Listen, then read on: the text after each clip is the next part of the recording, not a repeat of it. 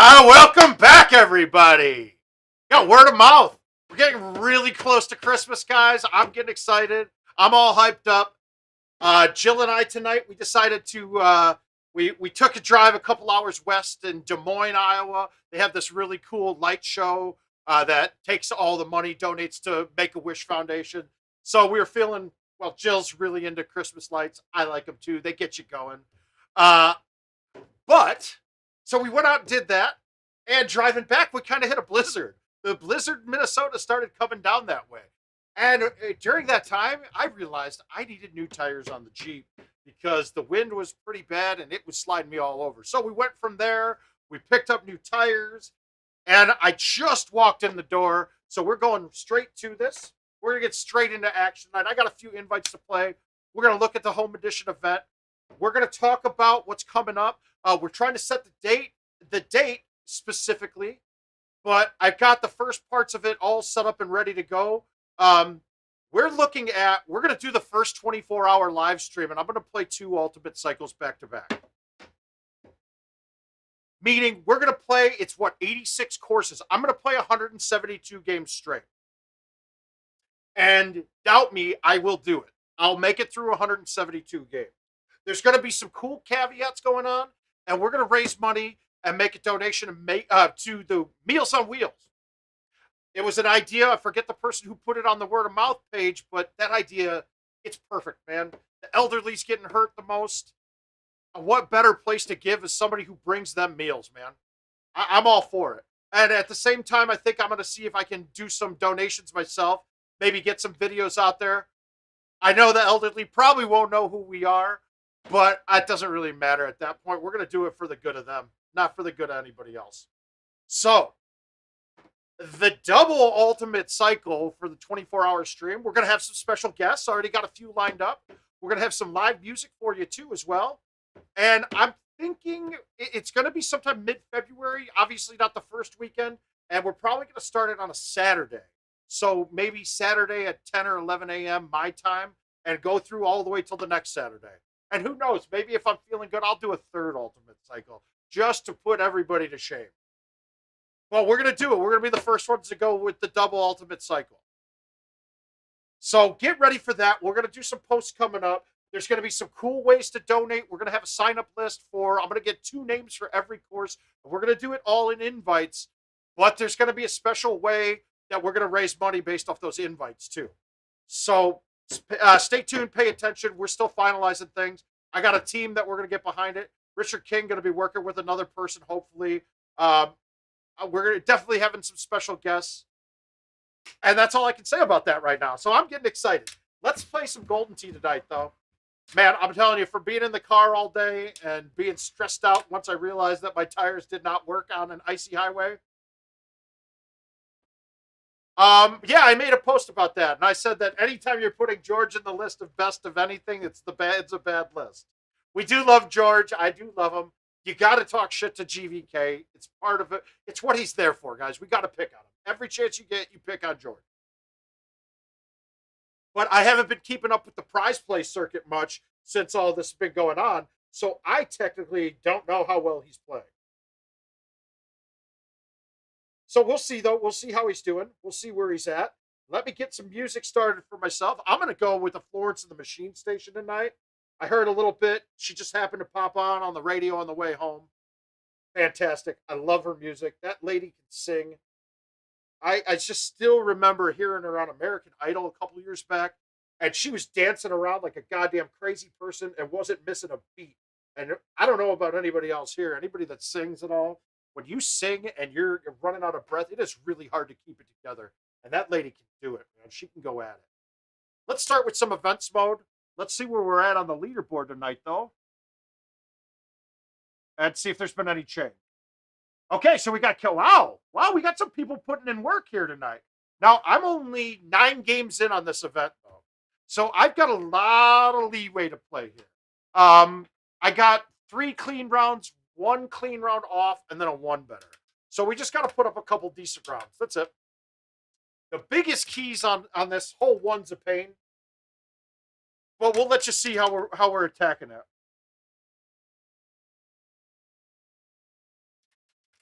And I'm going with stouts and pretty much a standard set of balls, right? I mean, a standard bag of clubs. I think Richard's got some graphics coming with bags of clubs. He just wanted to see what the name of this one was. And let's make sure I've got it. Well, let's see if it tells us what the name is on here without.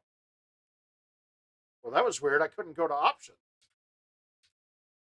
So we're calling this one my standard. It's Build a Bag 5, Richard.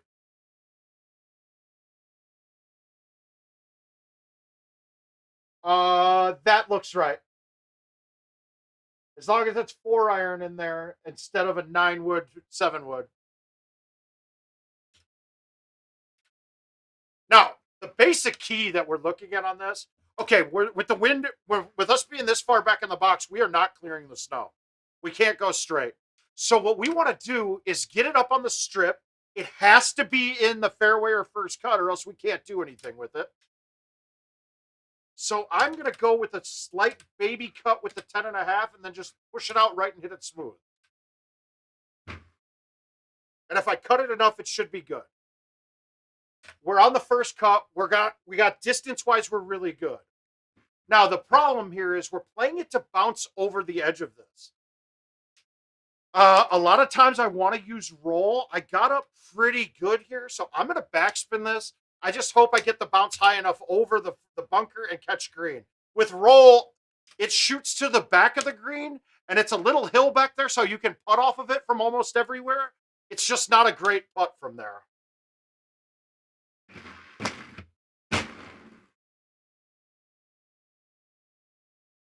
And there we go. That's honestly, that's as bad of a setup as we could have gotten. Maybe if wind was in our face, it would have been worse. But that's how you got to play that shot.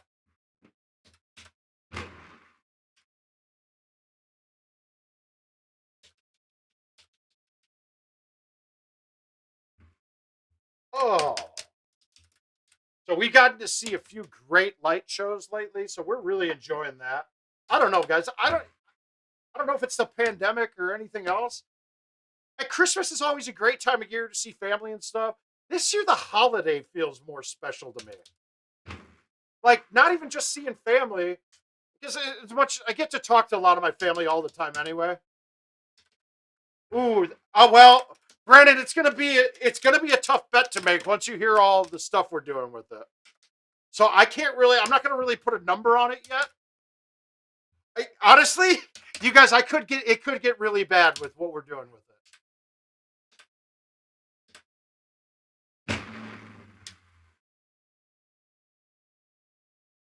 All right, so now that I got one, I'm really feeling as if like this should be a clean round to me now. The holes aren't too bad. You do have the one Alpine, I think it's Alpine hole 2, that can be a pain in the ass. And then I could make a mistake trying to hole out. Like that one, I could have easily gone long with it. It is a great time of year. Welcome, everybody. Thanks, Neil. Now, there's a couple ways to play this. I'm going old school back on it. Hey, Steven, congrats. You're in the finals, man. He's in the final of our big league against Sean Tickner, I believe, right? It's you, right? It is you?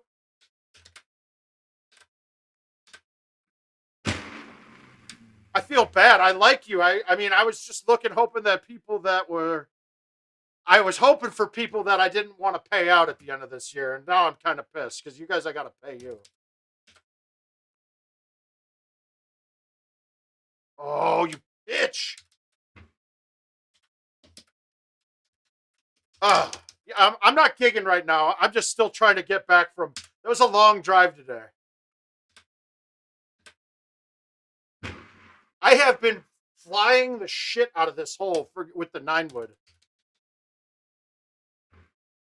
Well, I wish you luck. May the odds ever be in your favor.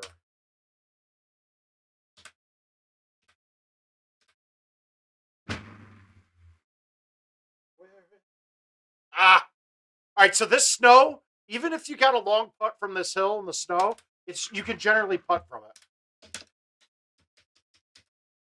Yeah, hey, we do. Right, we got the two best teams playing each other right now.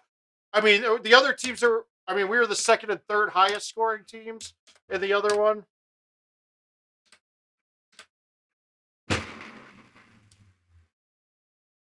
I will say this: the guy in the third, fourth place match, he was mad that he lost last week against you. But I found him an Xbox Series X that he was looking for. So I think he's okay, man. I think he's doing fine.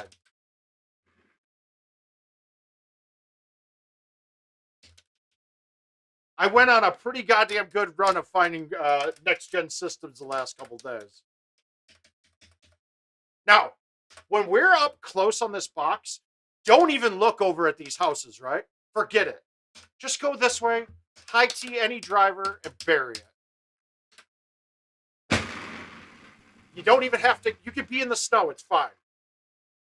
Right now, this is Stouts. Fine.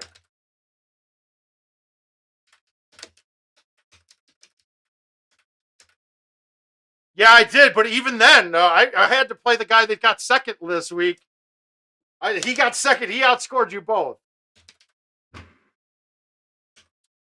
I got great players on my team. This matchup this week, I don't know what to do. There's no way I'm benching Dalvin Cook, but he is going against New Orleans defense, who's the best against the run.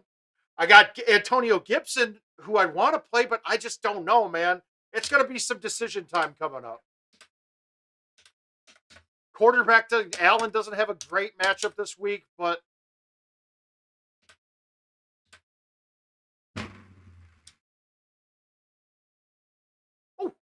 if there's anything I learned this year in fantasy,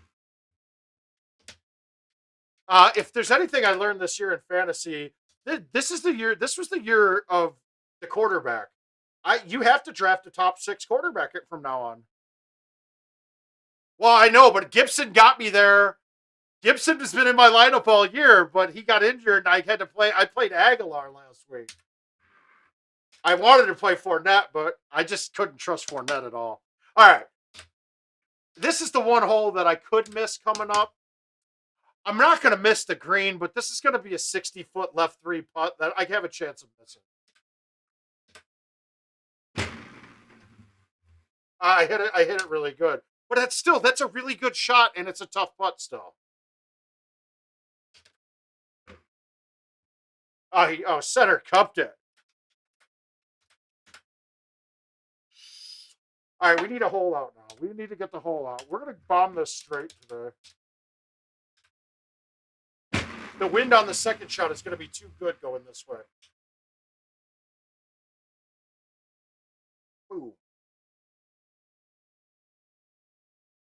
Yeah, bite this. Damn. I love when the first game of the night, everything feels good. This is the first. I mean, I literally pulled in the garage, ran downstairs, talked to King for a minute.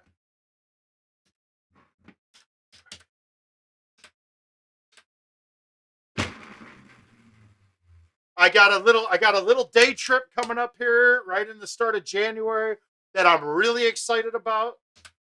That you guys will love to know about. Well, but Hurts wasn't really the think. Really, you would have had Wentz most of the year.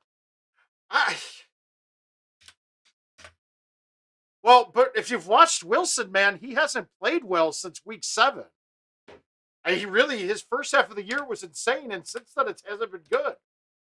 But you look at your Josh Allens of the world, your Mahomes of the world. But and I'm not saying you have to draft. I'm not saying you have to draft a guy in the top 6, like who's one of the top 6 rated. I'm saying you need to have a quarterback that ends up being top 6 at the end of the year. Every other year it's been so close, but I think this year there's a dramatic drop off, dude.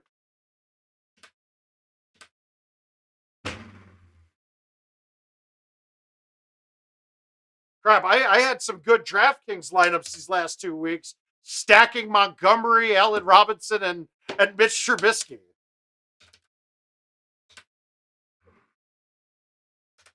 Which is weird, but I think we're starting to see that Trubisky is the real deal. You can't really say offensive player of the year, offensive rookie of the year. Yes, not player of the year. No, you didn't. Oh, God. Can he make something happen from here? I just fucked up.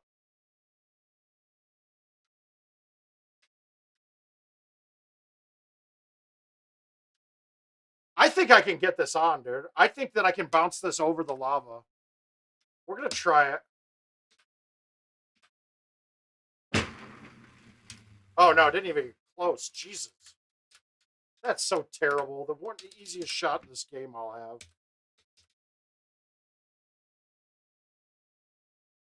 Fucking trash. God damn it. Oh, well.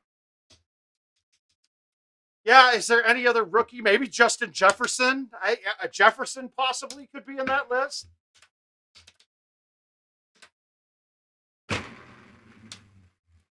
James Robinson, is he even technically a rookie? Yeah, he is, right? I think it's really those three are the only three you could even bother looking at. All right, we'll try something stupid here now. I don't know if this shot works with the 8.5.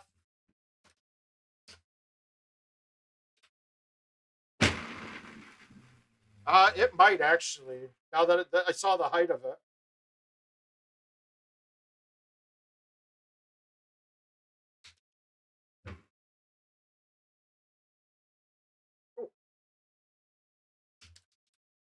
I need to get it a little farther right of that and hit short.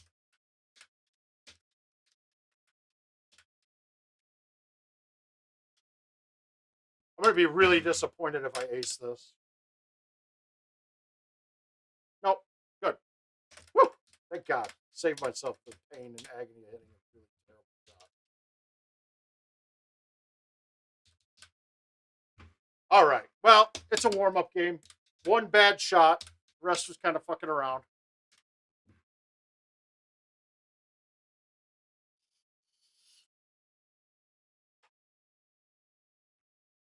All right, so if anybody does have any money raising ideas during that 24-hour stream that we're going to do, please don't hesitate to shoot them off to me.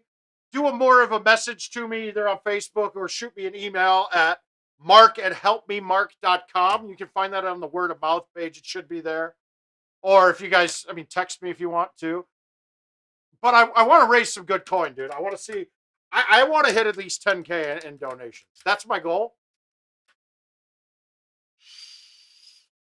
Okay, we'll definitely do a per hole in one stuff. I'm also going to do some giveaways on some things. We can do that. Now we're middle of the tee box or forward with stouts. I can get this over this now.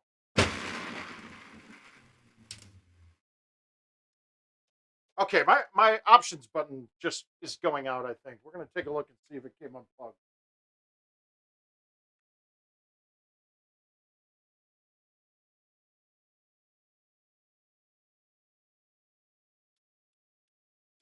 Okay, give me a second. We're going to do a button switch here.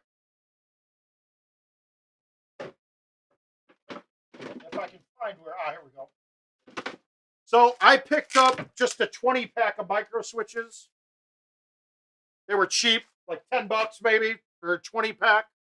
And all you do to switch them, you leave on the ones with the lights, you leave the two leads coming into the button on the sides there.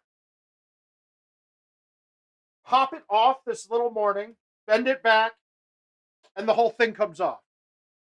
Then just take the old switch out, put the new switch in. Bam. Okay, the button's back. Now you just got to get it back in there the way it was.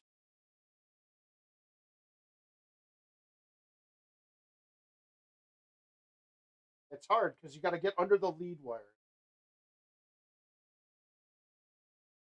Come on, get in. There's one, two, and we're back. We got it. Well, Hot Frown, how you doing? You too, man. Thank you for checking in. Justin, we're going to be raising money for Meals on Wheels.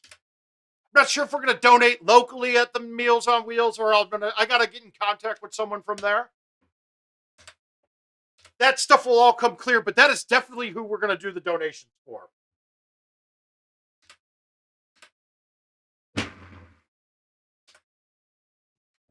You know, we were trying to really figure out what would benefit the best. And guess what? We all admit the elderly probably got affected by the pandemic more than anyone else.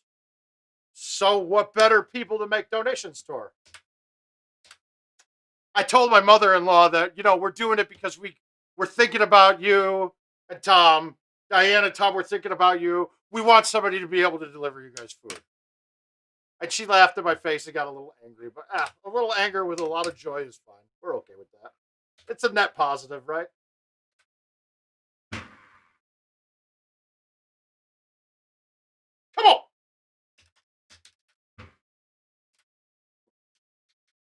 Mm-hmm. Let's go deep here. Deeper than the pages of a book. I got a feeling this is going to be the first hole out of the night. Yeah, exactly, man. And even if they are able to get out, they shouldn't be, right? We all know that. They shouldn't be, so let's try to help it along.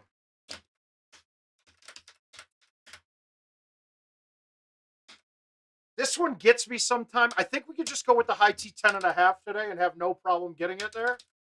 If it's much longer than this, you got to cut the high T 8.5, but it doesn't clear the lowest part of the mountain. So you got to throw it out and have the cut right that it bounces forward down at. Oh, oh, oh! Oh! Almost blew the doors off that place.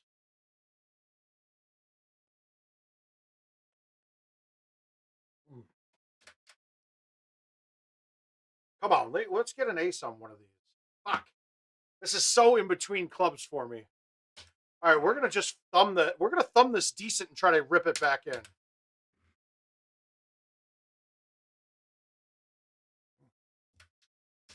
Damn it! Yeah, and I'll have to give some props out to who came up with the Meals on Wheels. I personally wouldn't have thought of it. It's such a thing that's been around for quite some time that I know I forgot about it. But man, it's a perfect fit.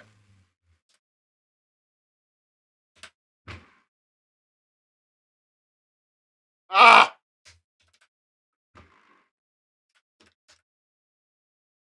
Oh, there we go.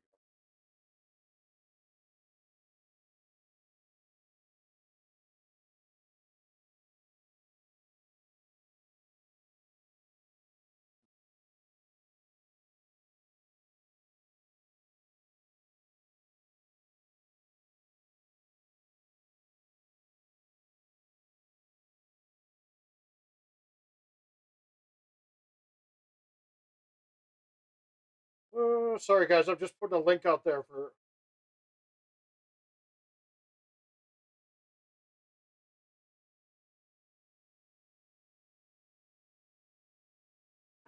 All right, perfect. Merry Christmas, Joel. Thanks for stopping by. God, the 6-wood on shots like this are just such a. Because it's short, right? It's shorter than the distance. But on this one, I'm going to thumb this with bite. If I hit this too short and catch the downslope, I think this is lava.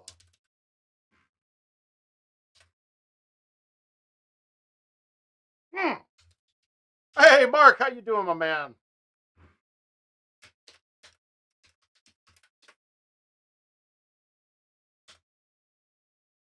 Yeah, and it kind of reward quarterbacks have a better chance of it. I mean, me personally, James Robinson would be my go-to, but he's on such a shitty team. But that makes what he's done all the more impressive.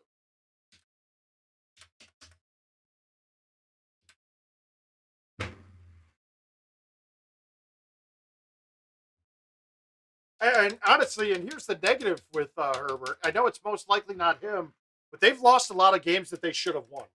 I mean, not nearly as bad as, let's say, your Atlanta games, but a lot of games they could have won that were probably should have won. It's not been mostly him, but nonetheless, quarterbacks have to win games, right? I still think Rex Grossman was a great quarterback for the Bears because he won games. I remember me and Jimmy Mack every day, every Bears game, I'd be messaging him after the game and just say, Rex Grossman wins games, right? Just like Tebow. Tebow won games. Wasn't pretty to watch. They weren't great quarterbacks. But at some point in time, what makes a great quarterback? Somebody that wins, right?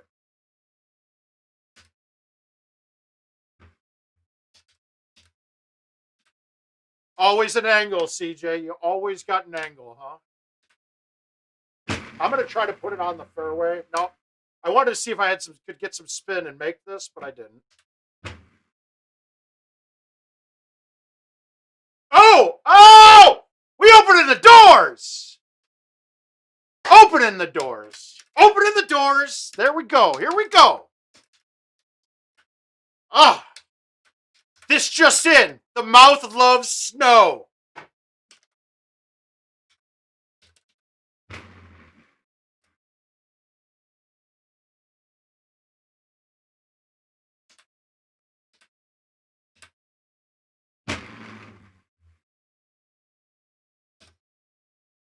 The mouth loves snow.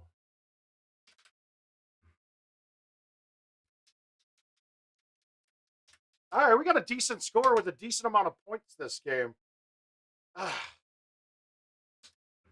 right, I'm going to get a little risky here.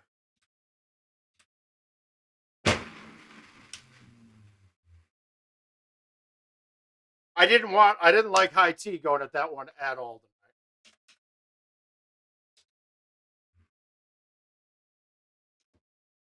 All right. Hey, we got a big game with a decent amount of points here. In my face, and I do like that the wind is going to line up perfectly going this way.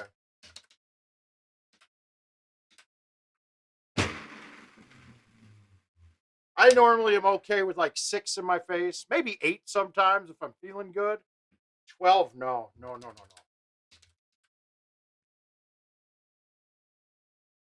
no. Ah! Mm-hmm.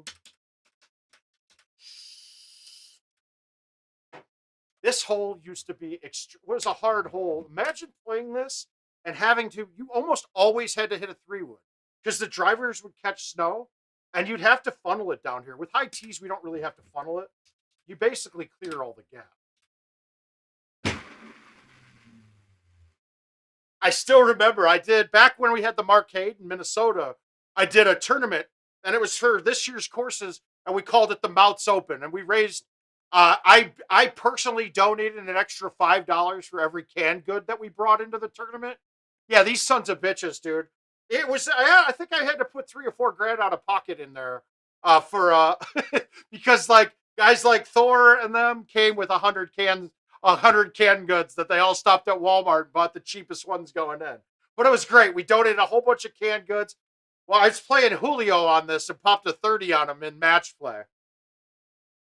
Oh, that was one of my better rounds on this course. The 30 on this course is kind of nuts.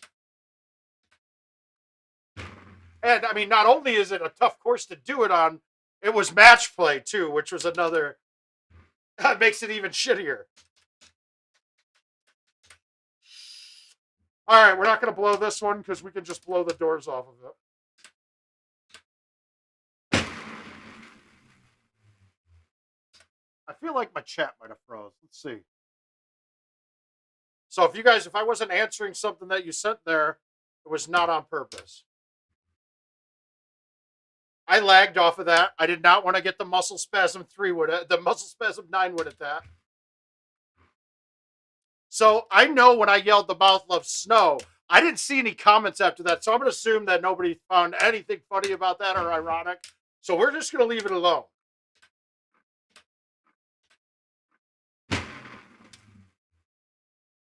God, could they? I have asked for a better setup for the last few holes here. Whew.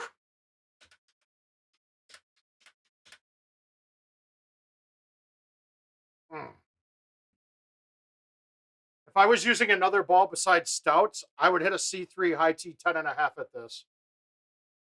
And I possibly have a chance of getting this on the green. I don't think I got it with Stouts. I think it's going to snap hard too much.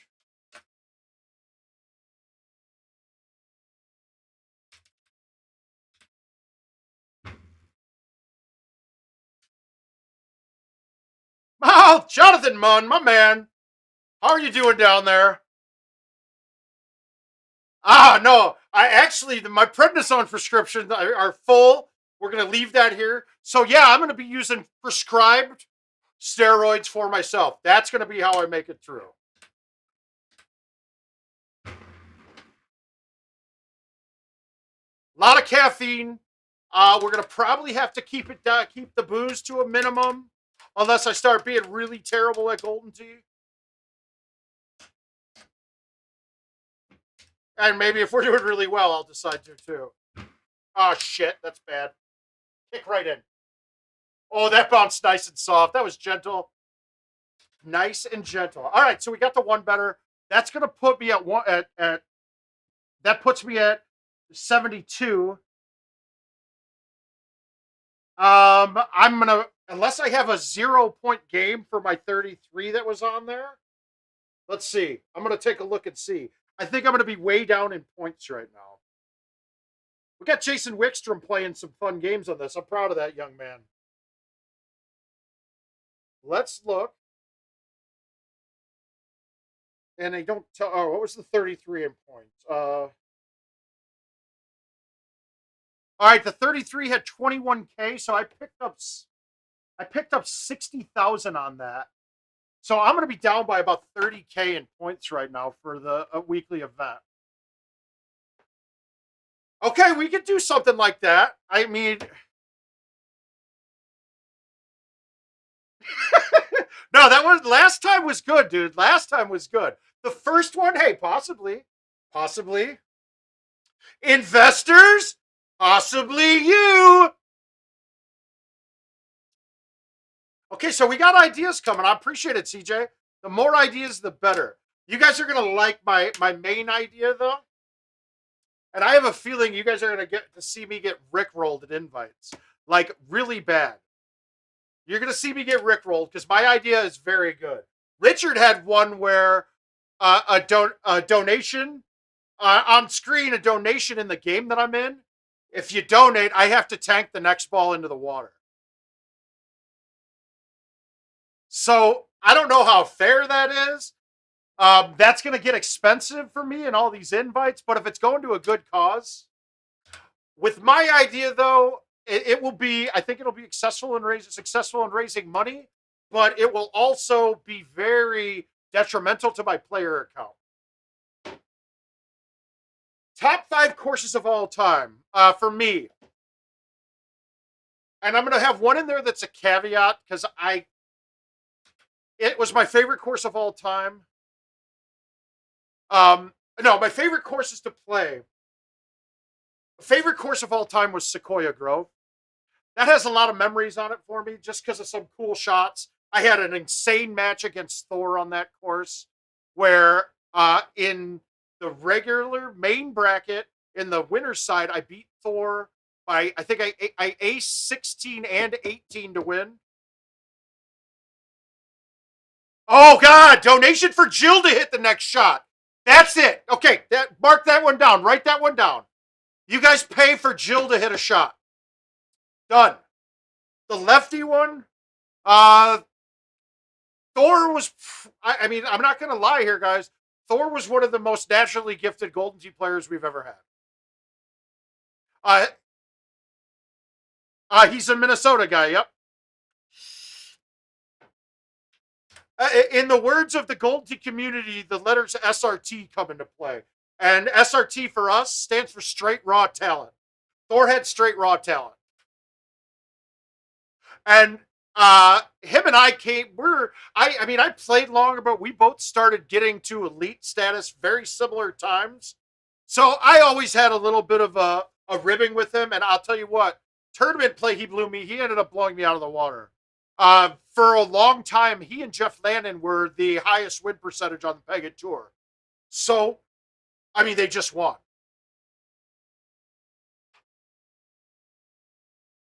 Yeah, I think, no, pray for Jill to hit a shot.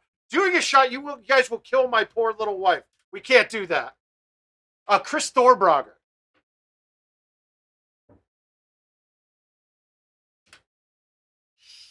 Chad Carmichael over on the Facebook side of things said to pay for Jill to do a shot.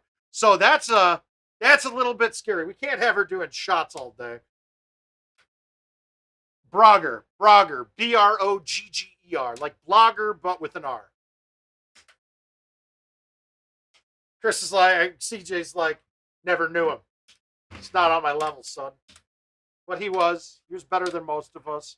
I mean, if he would have kept playing, he'd probably be Mount Rushmore Golden Tee kind of guy.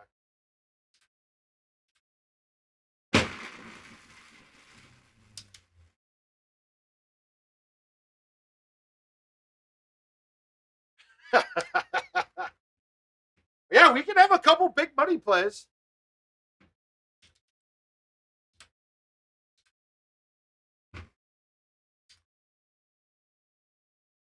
So I really just I need clean rounds with big points. Clean rounds, big points. Ooh, pepper spray. Okay. Guys, this is getting rough. I don't want to ruin the rest of the night and being in tears the rest of the night. That's not fun.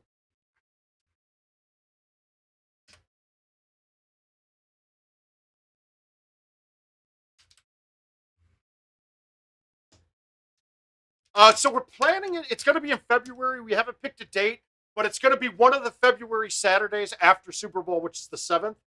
So we'd be looking at either the 13th or the 20th. I don't want to go much later than that because we're going to get some more cool stuff out of it. We're going to hear some cool things during that stream. We'll have some special guests that you guys will want to hear from. Definitely going to have a portion of live music during the day. Hopefully more than just one set of live music, but we're trying to get some. We're trying to get some stuff. Oh no, I'm not. Oh, dude, that'll get me. I get really bad heartburn, and that'll just ruin my day. So remember, guys, I got to try to play Golden Tee for 24 hours here. So we got to make sure that these things are not going to totally ruin the rest of the day. But I mean, we could make Jill play a game while I'm like force me to take a break and have Jill play the next invite. To save time this time, I'm not going to play in order necessarily. Oh, you fucking king. King's wanting people to lotion up my trackball. No! Fucking gold bond you. I honestly think that if we're doing this, we should actually fly King out to do it. Ah! That's a D enough now.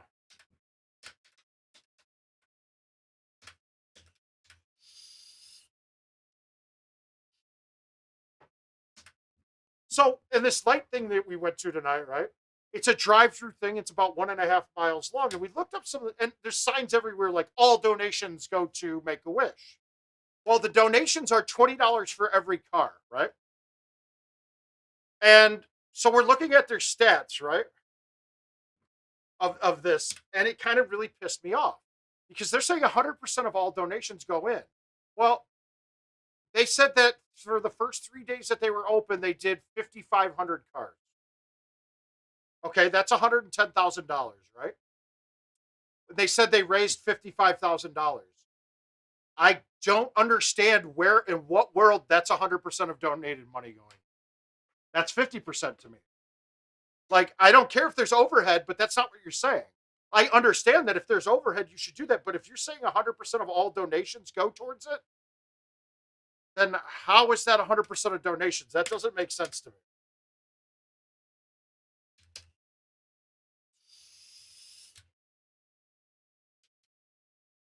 That really never made sense to me at all. Right, but Neil, that's not. They're not saying that there's no.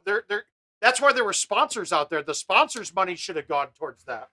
If you put a sign out and saying that you're donating 100% of donations to the charity, then every dime that you have come in from people donating should go toward it, not toward overhead.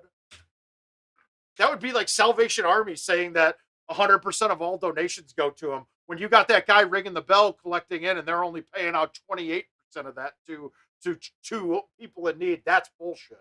But at least they don't tell you that all the money is going. Oh yeah, that's it. Yeah. Sorry guys, no Jason Stark. He blocked me.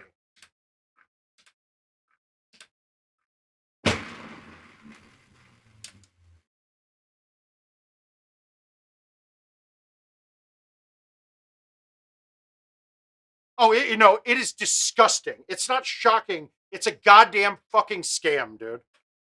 Charities, and then you look at what the fucking CEOs of the charities make. And that it's absolutely disgusting.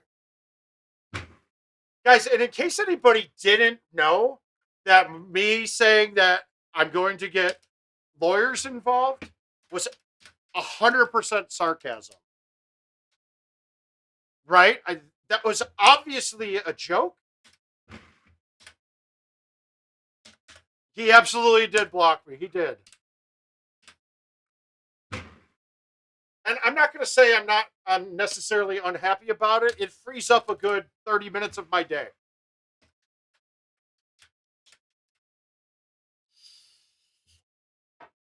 Yeah, it frees up a good portion of my time. All right, good. I just making sure, man, because I got a message from him saying that he couldn't sleep and he was in tears because he was scared about legal ramifications.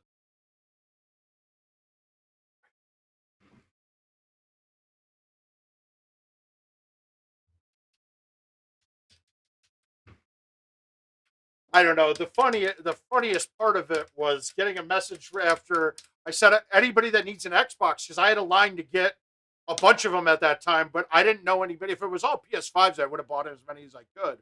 But and he messaged me, "How much are you selling them for? How much are you selling it for?" And I was like, I don't know, about 700 probably. And he goes, "Oh, that's out of my price range." And I go, "What was your price range?" And he was like, "Well, I was hoping for less than the cost of it." And I was like, "What?" Like, I was like, you're expecting me to sell it for less?" I was a little confused. Yeah, we can do that. I'll sell my time.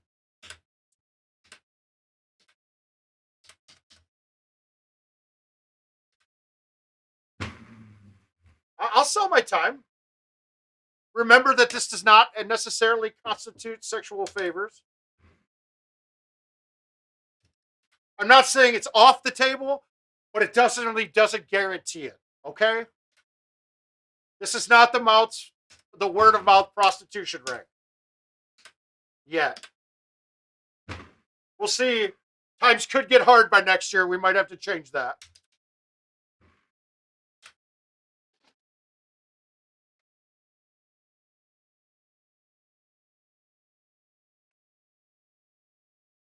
Richard, we might have to get a better camera that can get a really high def image of the casting couch.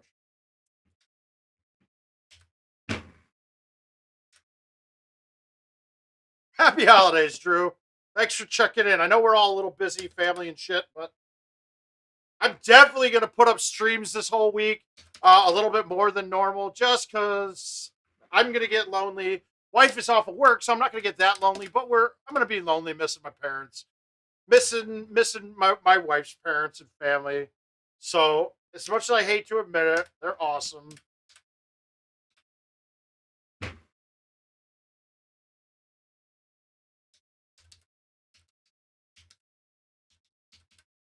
Oh, okay. Yeah, you're right. I don't need all my flaws shown, dude. I mean, I do have a body for radio, so this show for me has been a little bit tough.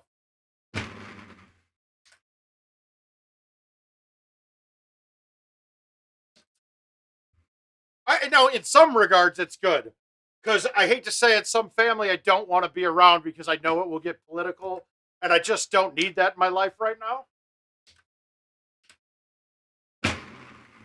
So now I can definitely be having an internet outage if that starts happening on a Zoom call.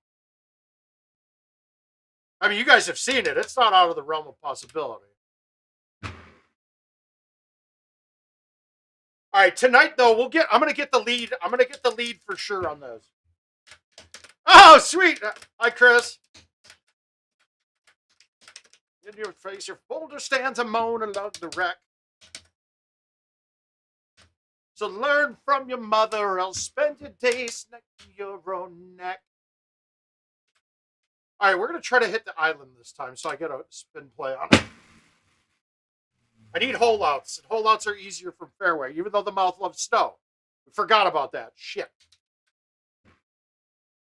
I didn't get that right at all, did I? Oh, did he? Oh, the mouth loves the holeouts. He just loves his hole. Poundtown, baby. Woo!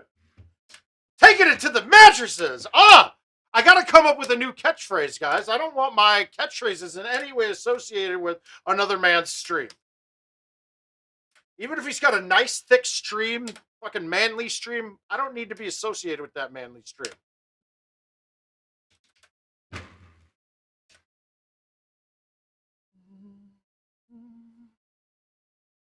All right, we're gonna kind of hillbilly this and try to snap it back. Snap your neck! Ah!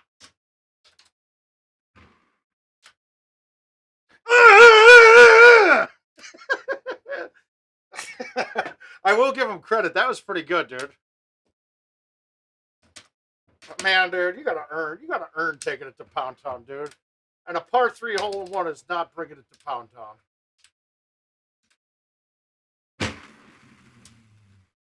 A par 3 is like kissing your sister, dude. No, it's not right. That would be like taking your sister to Poundtown. That's not good. We're not into that. Where as much as we love our families, we're not into taking them to Poundtown. Oh, do I like this? Am I going to get it past the last tree? If we do, we got a really good wind coming in. Let's do it. All right, my screen just went out on that, but it didn't go out for you guys. So that's got to be...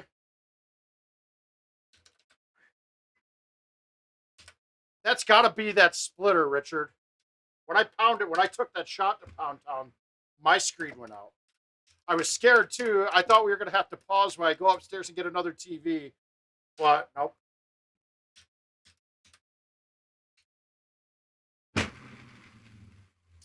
I need to give you guys a PSA. No matter what brand or TV you've got right now, any brand of TV that you got, a plastic empty Target water bottle, empty, thrown at the camera that you have above your TV, it's not a good idea. All right. We already knew that hats were not safe per Scott Zollers. No, even an empty plastic water bottle that can't even hit there, get full speed going at it, that cracks your screen.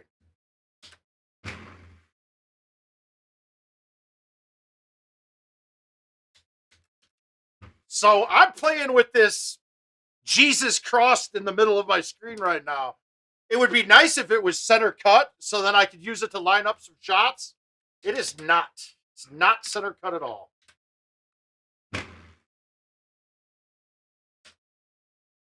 You too, B-Man. Love you, buddy. How you doing? On pillars of sand. Well, I have a feeling it's gonna. And the worst thing is, I can't fuck up the mount because it's mounted into a concrete wall. So I'm going to most likely hurt myself or break all of the equipment that King has here.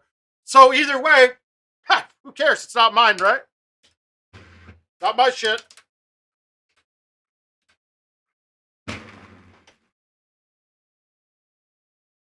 Oh, we're getting friendly, easy shots at this.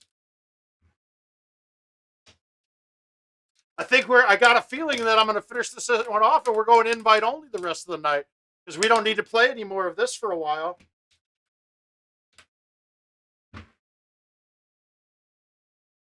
Okay, I fucked up really bad with that shot. Fuck, balls, cock. Shit. Believe what I've become. Ugh.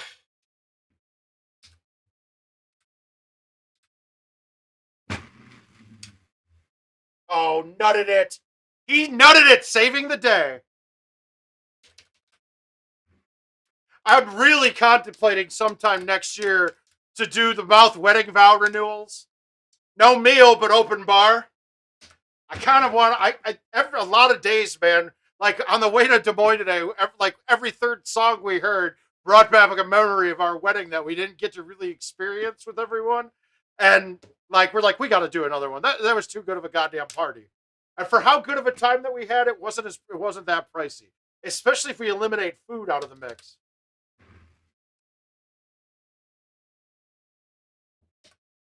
All right, guys. We're taking it to the invites now, dude. We're going stark raving mad here. I think we're going to change the name of the show to Stark Raving Mad instead of Word of Mouth. All right, so now we're sitting at 173. We got the lead by a stroke. We're going to be down by some points, but doesn't matter. Strokes are better than points all the time, so we're good there. Oh, Brandon Robinson, too, checking in. Guys, if you're in the stream, go ahead, go and jump in, subscribe, like, follow, love.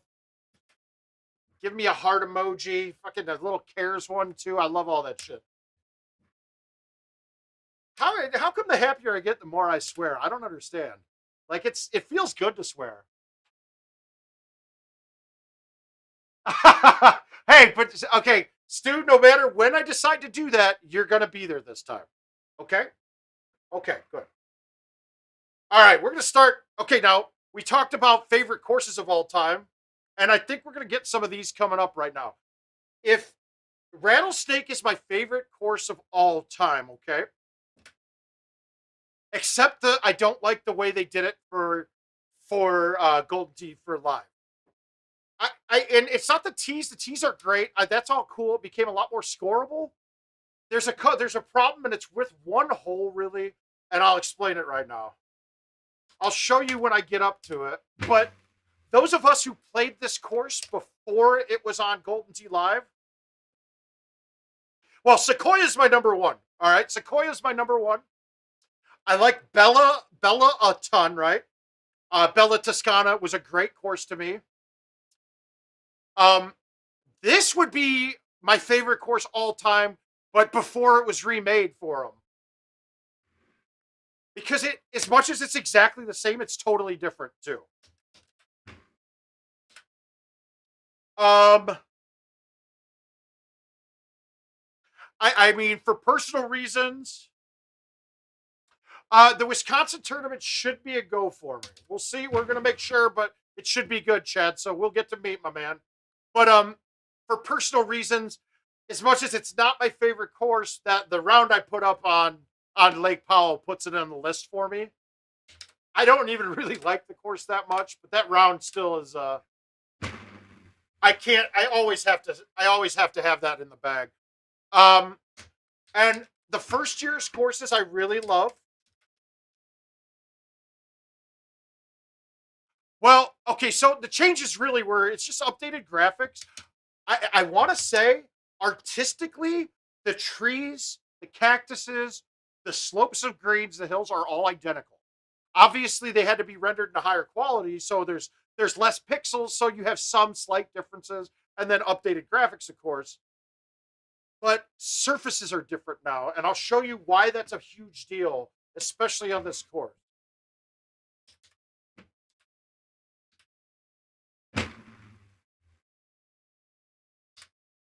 And for the most part, it doesn't matter on these holes at all. The rock bounce on the other late par 4 that's drivable. You'll see what I'm talking about, but that rock bounce still plays like it used to. And I'll tell you what, I bet someone that had more skills on the old ones than me. I could hold my own. My first tournaments were from that, and I did okay then. But I was nowhere near as good as I am now back then.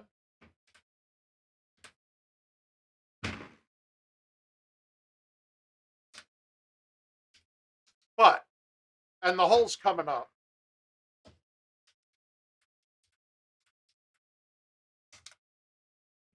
I could keep my issues drawn. It's always darkest before the dawn.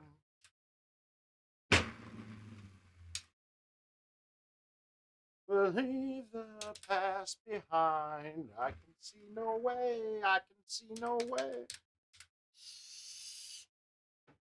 All right, we're popping through the gap. We're good. I'm going to just high tee the 3 and be safe. You don't need a high tee here with the 3, but I just want to get it there. Wow, that was a horrible shot. Horrible! Oh! Wow, that was terrible. Very bad. Oh, wow! Okay, so then I got robbed. This was jail. This is technically was jail back in the day.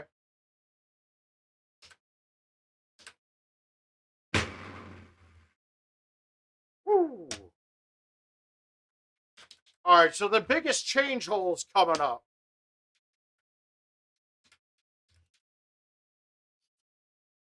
No, not quite. We're getting there. Yeah, that hole was a stroke limit back then. Now, one of the big changes that was there is a stroke limit before. Now it's 4 strokes worse than par as a stroke limit. Before, stroke limits were 10s. And that's a huge deal to me because, like, the first big event I went to, I was up by, and I want to say it was an old castle course. It might be one of the ones they're making this year, but 18 was a straight on par 4. If you trickled a little past, it had a little ridge, and then there were bushes behind it, right? And I trickled through it, and I was up by 4, and I was the 31 seed playing the 2 seed, and it was Jay Huffer I was playing. And this was at the Maywood Park Challenge, right? And it was the first time I ever went to anything. And this is where it all began. But I was up by 4 going into it. Maybe it was Blue Springs or something like that. I don't remember exactly. Well, I went through the green and rolled into the sand above the hole, and the pin was right there. The problem was the bushes there. If you hit it soft, it didn't clear the little lip in front of you and just rolled right back down. So the first time I hit it, does that. Second time I hit it, does that. I then go and hit it a little harder, fly the green wet. Well, mind you, I did this back and forth. I did this and took a stroke limit. He eagled it and beat me by 2 strokes. So it was pretty bad. I had a temper pretty bad back then too. Nice.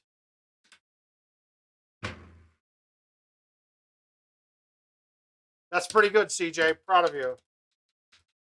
Upset legend. Well, when you're CJ2K, dude, that's what happens. This is your new name. Here, it's this.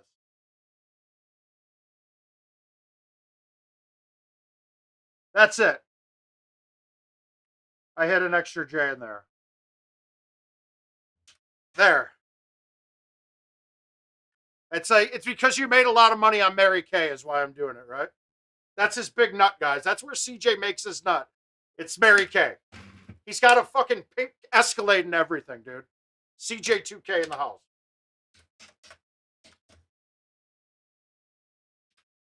Oh, we want to hit the forward here. So this hole, when you have to bank it off the back wall to get on the green, that works completely fine still. But, oh no, I missed my nut. Oh, it stayed dry. No, it didn't. Missed the nut.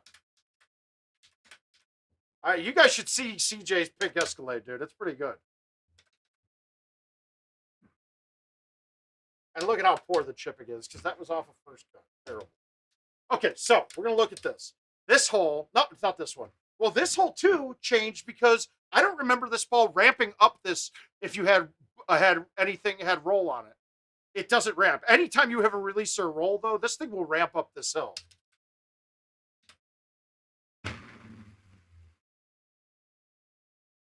But it's on the bottom tier, so that's easy. Okay, this is the big one. This is why I hated this port over. I wasted a lot of games doing it. The shot on this hole was almost never over the top before. We didn't have high tees, right? This shot was a thumb driver with backspin or a smooth driver with backspin, and you'd hit the rock short and bounce it up to the green. It was not a gimme shot, but it was very consistent and easy. If you try that now, the ball doesn't bounce on that rock. It just dies and trickles down to the bottom. So it took away the best shot. Yes. So that was the fun shot of this hole. It was really cool. And you don't know how many games I won money at Union Station in Chicago at the bar there, where people would be like, there's no way you could stick this. You're like, oh, you want to, let's bet. Let's throw some coin on it. Click off that, kick it up, boom. Hey, the man his money. I'm CJ2 Mary Kay, bitch.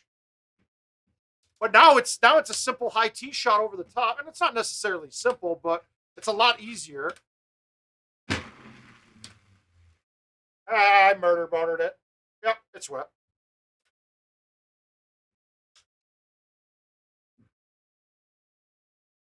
Oh. So that shot was so much cooler back then. So that alone dropped me off of this. Um, then if we're going favorites otherwise, got Indigo Mound was great. I'd probably put Coral Vista as my fifth.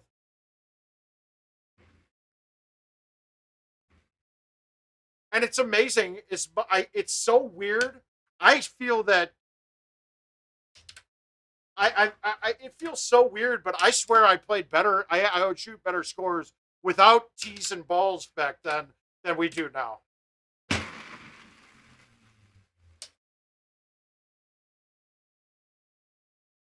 Or stuff like we all on the year of Bella Toscana, every player played flares and hurdle balls, right? It was the flirtle set. In fact, dude, when I played hurdles in that ultimate ball game, the hurdles are unplayable, dude. They are absolutely useless.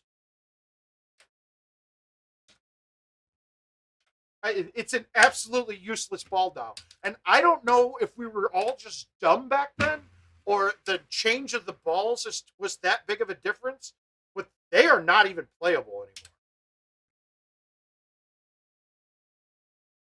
Oh. Oh!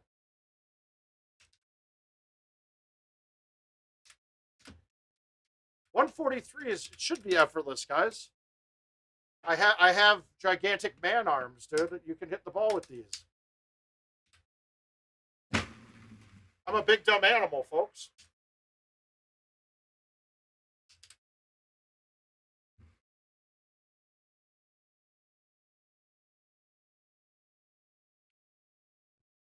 I think Chuck is putting me in. I think he's taking me to Poundtown on this game.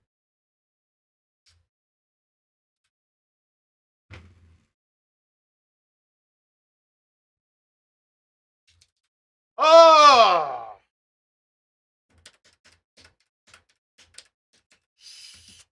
All right, so did anybody get a chance to take a look at the walkthrough videos that we did with the Telestrator on this year's courses? We still haven't done an actual premiere on them yet, but King got them up there. King did get them up there. And I'm curious if those who've taken a look through those, would it be useful to get videos like that for all of the courses that we have?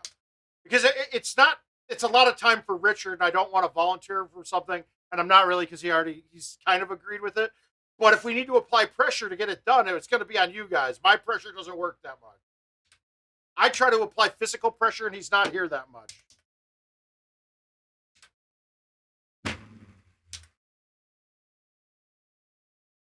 Oh, dude, I wobble back and forth because my knees and my feet start to hurt really bad if I don't keep moving them around. And if I just stand in one place the whole time, I get a little bit tired, a little bit mundane. Who wants that? Who wants a tired and mundane mouth? A 26 on that course is really bad. That's not a good score, guys. Well, let's see what else we got. I'm going to flash the leaderboard up of events to make sure, yes, the mouth is in the lead. And yes, the mouth is in the lead. We see that now. So that's good. We've got that going for us. I'm happy about it.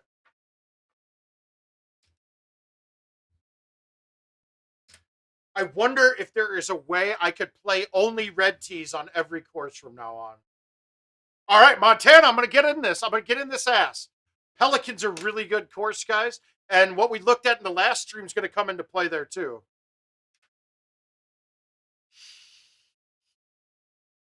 Yeah, if we get a good workflow down, yes, absolutely. But when we're doing stuff like that, and those that have watched, I really wanted to hearing if the telestration helps out at all. The old courses would probably even be better telestration because, I mean, really, from playing the old ones, I know all the nooks and crannies and bounces to hit and can easily get those out there and apply those to a lot more shots.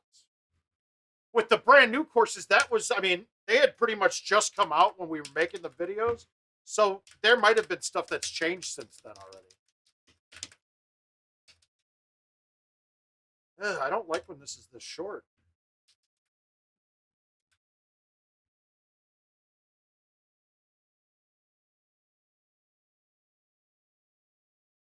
Yeah, exactly. Well, Richard, you know what I really want to do. I want to get good enough with it that I can do it live during commentating on match play. I mean, you could always throw a delay in there for a bit, so I can do it, but I think that would be really cool to be able to use it live in match play. But unlike like professional golf, this Golden Tee games will go a bit too quick, and it could end up getting bothersome. Richard's problem before was everybody would use it to draw dicks on everything. And if you notice, I haven't drawn a single dick yet on the Telestrator. Now, in my personal time, I do it. I draw dicks on it all the time. It's like a treasure trove of dick in my lunchbox. Anybody know the movie? Do you know how many things look like penises? All of the best things. All right, we got to vote for yes. Now, I know there are some videos out on the Golden Tee fan stuff on his actual website, but I'd like to get it updated quite a bit.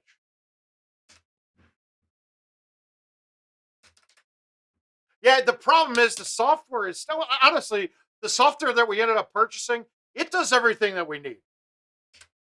It really does. It does everything that we need.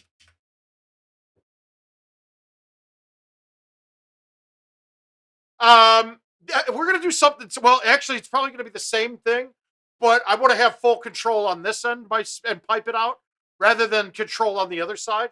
It'll be a little easier for us to navigate during it and for Richard to navigate.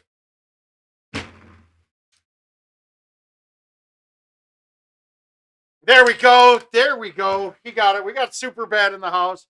Don't shoot. Only man to pay attention to what I'm saying. I appreciate it. It's good. Everybody else is too focused on the dick treasure trove than to actually pay attention. I'm a little scared, guys. I smell food cooking in my house, and that's never good with my wife.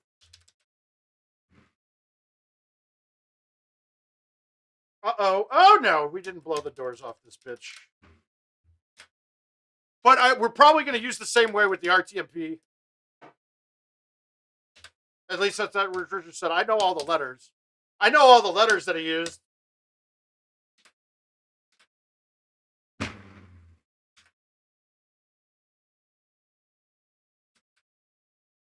And at least I got that going for me, too. Yeah, we could. We could do an older course. I'm going to guess something like Royal Cove's going to come up. I think last week's home edition event showed people a shot on 17 of Royal that no one knew was there, which was kind of cool.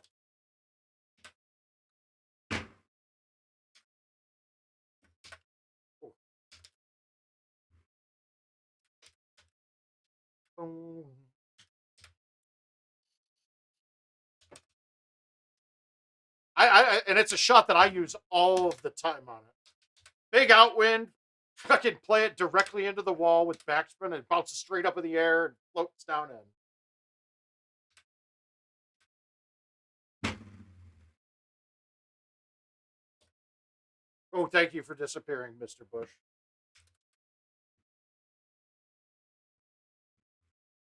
You know who else probably said that a lot? Dick Cheney. A little political joke there.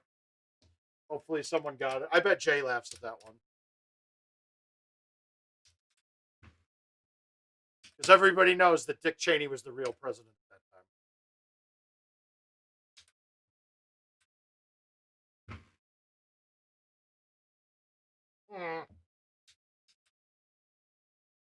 With it all.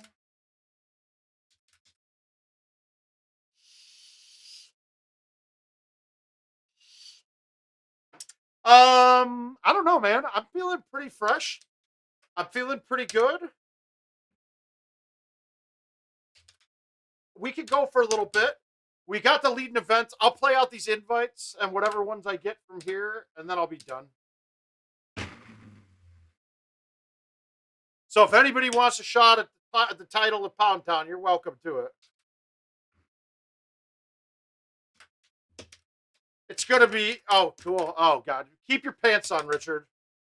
I'm not having another one of those calls again with that voice that you do. Stop it. Stop now.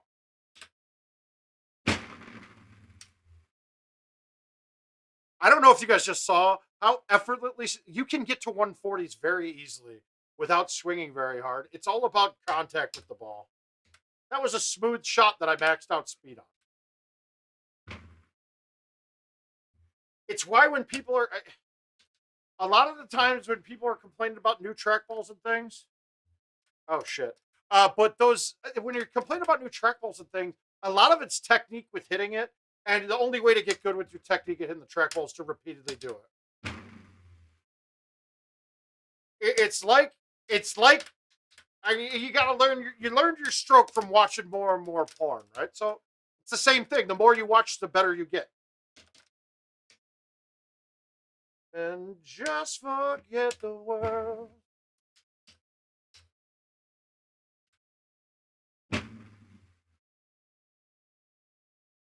Before it get too old. Oh, you know what I miss about, we had this old board before we used Facebook, and it was just a general posting tour. It was a Yuku forum, I believe it was. But you know, typical forum board. And one of the things everybody did was sig lines. Like, you had lines, dude. And Gervais always pulled out these lines from shit that I said that I still, to this day, if I ever go back and look at the board on some old Finder, they still crack me up, man.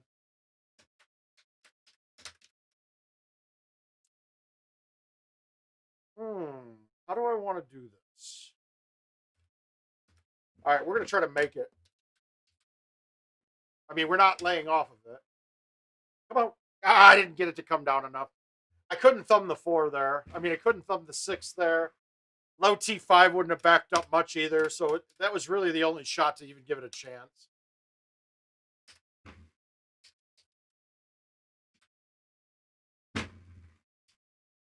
Wow, I laid off of that. Kick forward. Oh! Dude, these downhill, long breaking putts are so much easier when you don't have to plan for it to roll over. That putt it was actually easier than a shorter one because not C-putting it allows me to keep my line just right. A C-putt changed the speed it would come off the club, and you hadn't been used to it completely yet.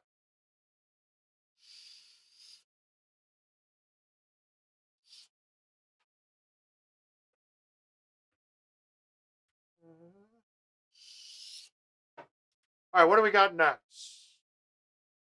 So we got, the Florida guys again. We got Pelican. I'm going to call that I get the national record in this game, and I will stick hole 2. Sticking hole 2 is the big part of this round. Oh, we might get a good chance at 1. Not to drive it, but to line it up for a straight thumb shot. Let's see if I did. Not quite. A little off already.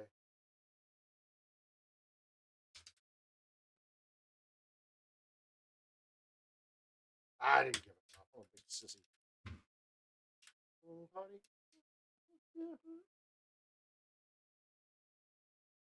Push it down. Push it down. All right, hole 2. All right, it's tucked up a little bit, so let's see if we can get it.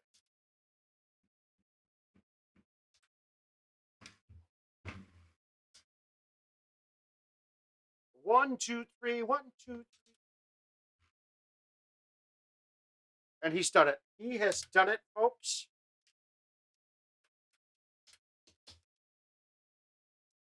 I'm gonna swing.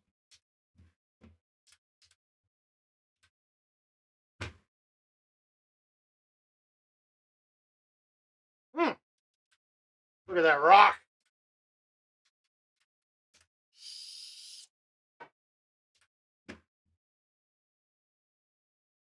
Okay, so I'm going to let this one run. Even though it's long, you'll generally stop in the rough when it's trickling down there. The only time it won't is when you hit roll on it. And that's why. Uh-oh. Uh-oh. Oh, wait. No, it's an easy par 3. We don't get to Poundtown on that one.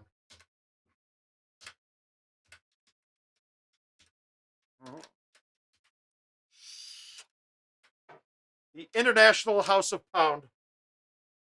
That's where we're taking the stream next. This is a rough setup for me. I don't like it.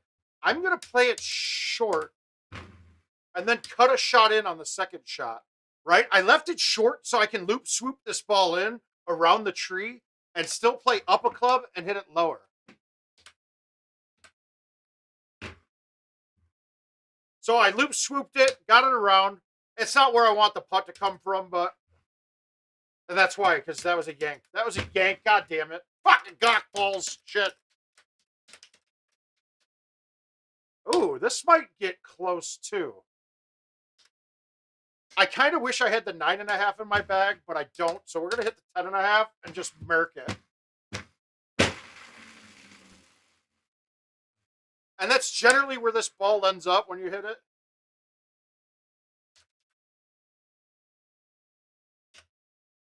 Balls. Nice wheels as I cry.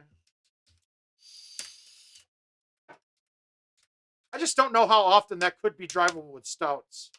Now, this is the reason I think I'd be fine with the high 6 going over the trees, but I have the O-bird in my bag for a reason.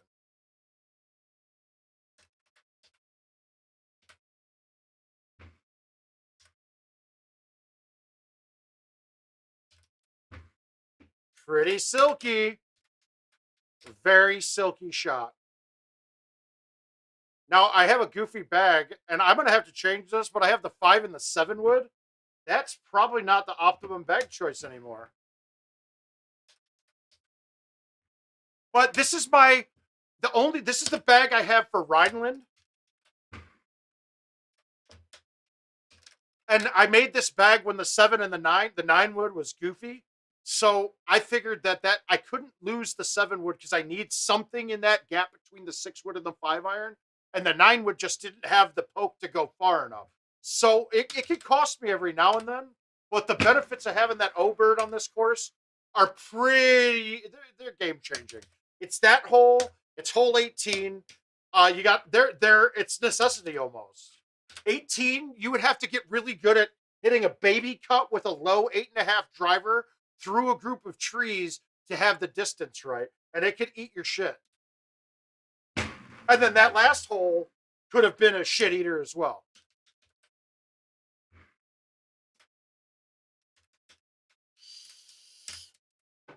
The hills singing darkness from above.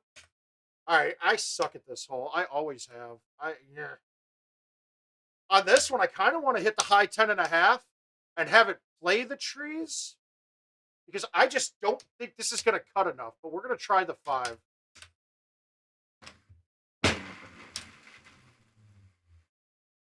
That's exactly what I thought would happen. All right, let's make a chip and save this. Well, thanks, CJ. Oh, God! Oh, Blick Dig.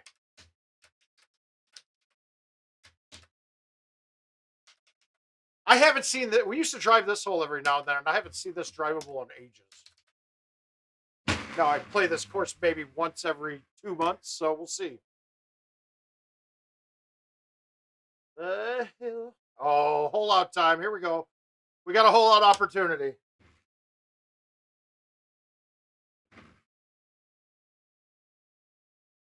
That was not it. The first thumb, I was perfect. I don't know. I got to figure out why it does that when I thumb sometimes. It's like I'm jumping the roller or it's moving sideways a little. I don't know. But I just don't like it.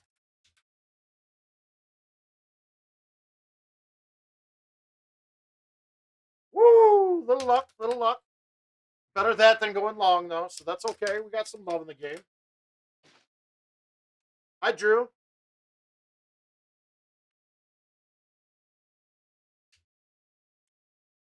Guys, I'm not seeing many posts from Facebook. If you're watching from Facebook, throw a post in here right now. I want to see if we're getting anything there. Everything's been YouTube tonight. So Facebook doesn't like the bots restreaming them, so sometimes you'll have issues.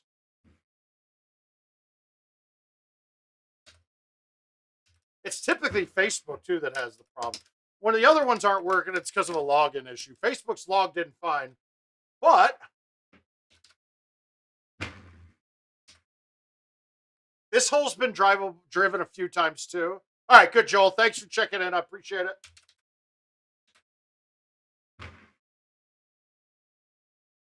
Hey, Jordan as well. Thanks, guys.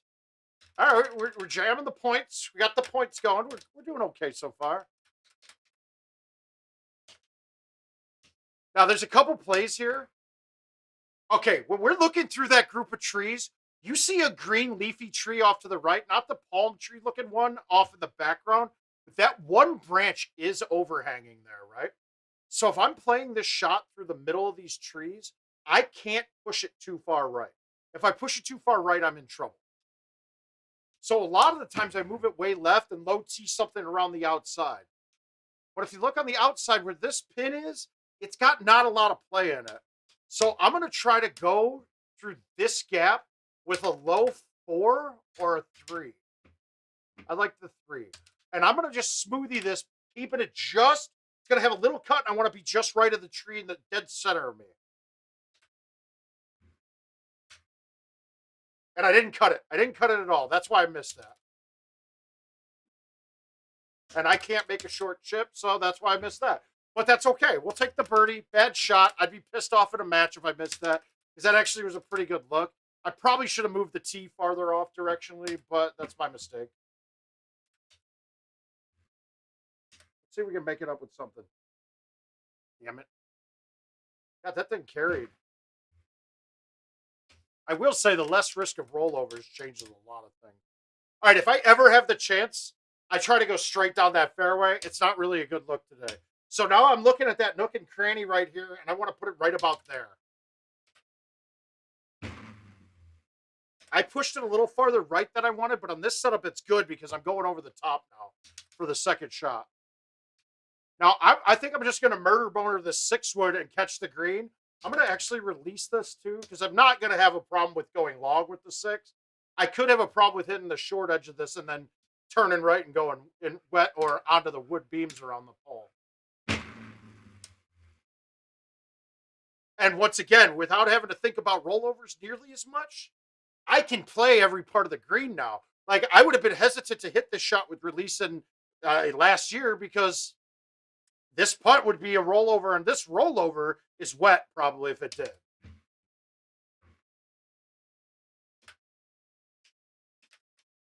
And let's see what 18 does. Okay, so 18's the brutal look. But, I mean, look at this. You got no line here, right? So now I'm trying to find a gap in the trees. My gap is here. You see that gap? But this is going to be a low O-bird. And because it's so short, I can hit it. And I can hit it. If I hit that too soft and it hits short of the water, it's bouncing over it. If I hit it too hard to hit green first, it will generally stay on. If I hit the water first, even with that low O-bird, if it just happens to hit it, it'll skip that water. So it takes a lot of risk out of play.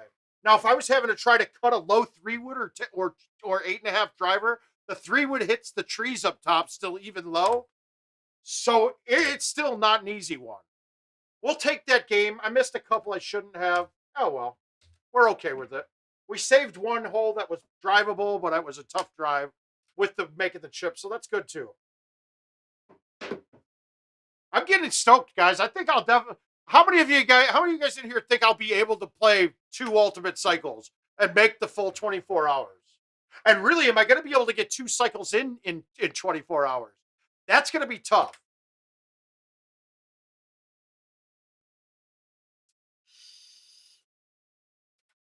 I mean, let's conservatively say, if I'm playing my fastest, you'd be looking at about 7 minutes a game in general. So let's say conservatively, let's just say 10 minutes a game while streaming. We're looking at 10 minutes a game times 286 rounds. So you're looking at 172 games, which we got 1,720 hours. How many minutes is that? That's almost 30 hours right there, isn't it?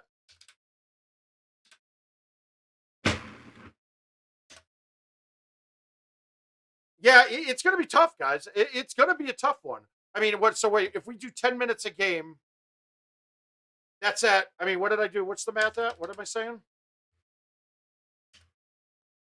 Did we finally go to Poundtown? Nope. Oh, yes, he did. He's taking it to the pound. So let's just say 1,700 minutes, right? That's how many hours is that? Divided by 60 is I mean, it's just short of 30 hours in that regard. I'd have to cut that down. I don't think it's possible to play 2 cycles in 24 hours. I don't think it is. At 10 minutes a round? All right, so let's do it let's do it the other way. So we got 24 hours. Let's see how fast I'd have to do these. Calculator. 24 times 60 divided by 172. Okay, well, I could. Feasibly, I could. But we're also talking about time in between. I would have to play them at an average pace of 8.37 minutes. So 8 minutes and 20 seconds a round.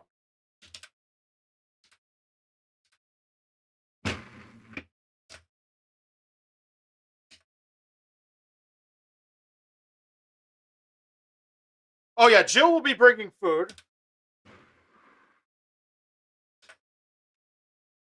She's going to be my Meals on Wheels. 8 minutes and 8 minutes and 20 seconds. That's tough. I mean, 8:27. Oh, that's a challenge. Now, do I think I could finish one in 12 hours? Absolutely, I could. And I think Richard, you remember what? Yeah, but you got to think there's other things going on too with the stream, with yada yada yada, with stopping and chatting.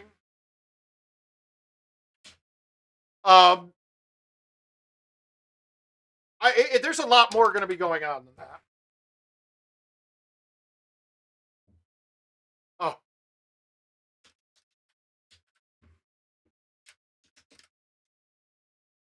All right, so the most I ever played in 24 hours was about 164, I think was the number. And we'll actually talk about this during one of the interviews, but yeah, it's 8 minutes and 8.37 minutes a game, so it's 8 minutes and 20 seconds, we'll say. I mean, it could be done to keep that pace up for an entire night. Woo! Uh-oh, that's bad, but it's good. So back when we had Worlds, a big one, right? When it was the big ones.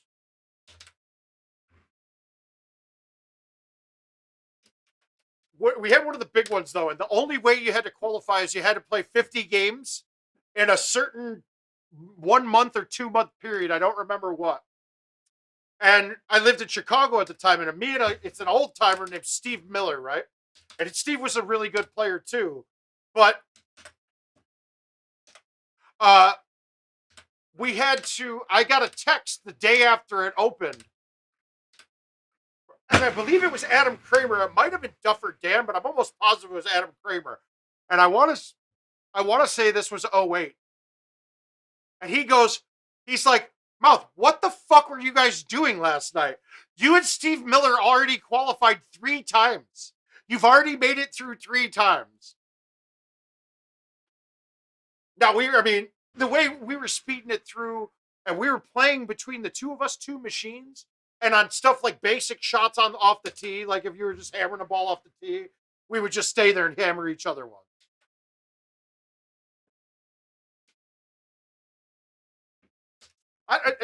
Richard, do you have the time that we did the last one in? Because I want to say the last one, I got it, I did it in under 12, right? It was 11 something.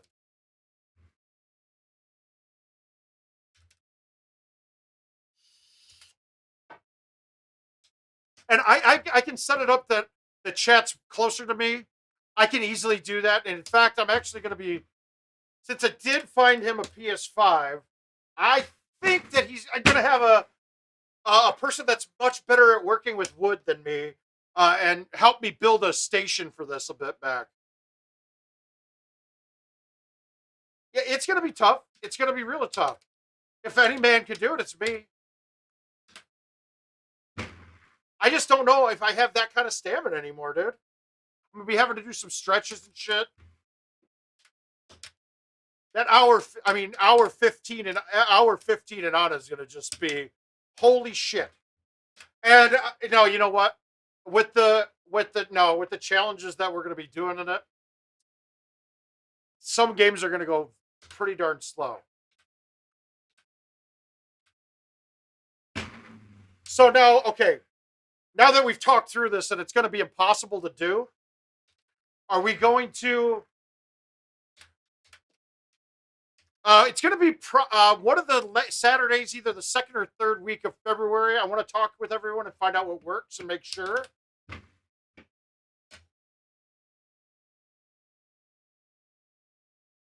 Oh, whatever, Richard. I'll get one at bare minimum.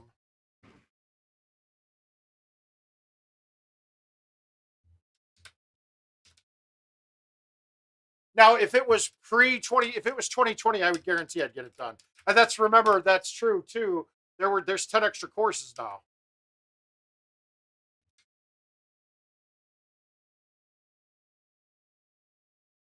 Stouts? No. I need to be way closer with stouts. Have a hunger.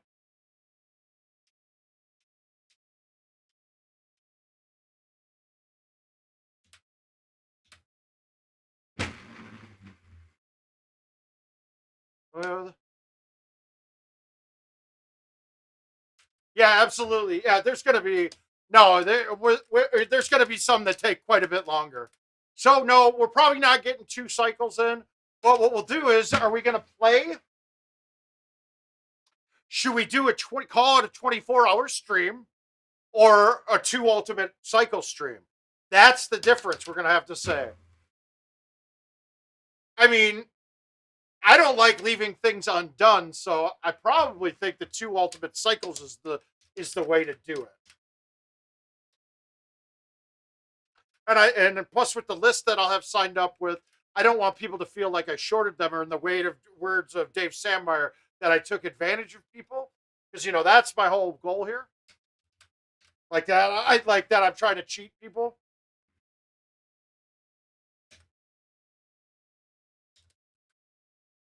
But we'll leave that one alone.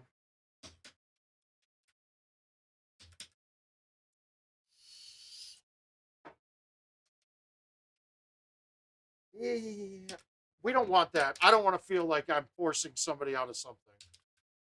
And to be quite honest with you, with what we're going to do with the invites, I'm not going to win very many of these, all right? So we're going to know that going in. I'm not going to win very many of these.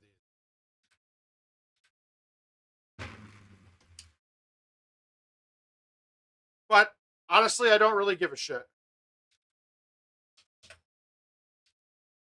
Oh, no, well, it just felt like 24 hours is 2 ultimate cycles. The goal is going to be to raise money, obviously.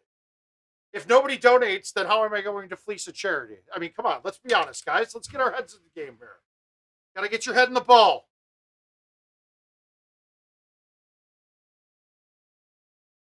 Maybe it is. Maybe it is.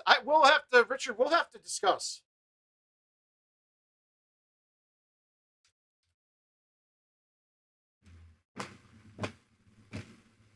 Oh, God, I whiffed that one. Fucking great. It absolutely does, Jeff. Thank you. That was you that made the idea. It was Jeff's idea. So thank you, Jeff. You came up with the winner there, and that's what we're going to go with. So, Jeff, much props to you. It's something that's a perfect fit for what we're going to do. And the fact that I totally didn't even think of it is awesome. I love the wisdom of the crowd. Now, I'm not sure if I'm going to do it to a local one or try to talk to the national organization, but that's beside the point. It doesn't really make a difference to us. And also, I'd like to go out and get, actually have them allow me deliver meals for a bit too. And maybe get some recordings of that.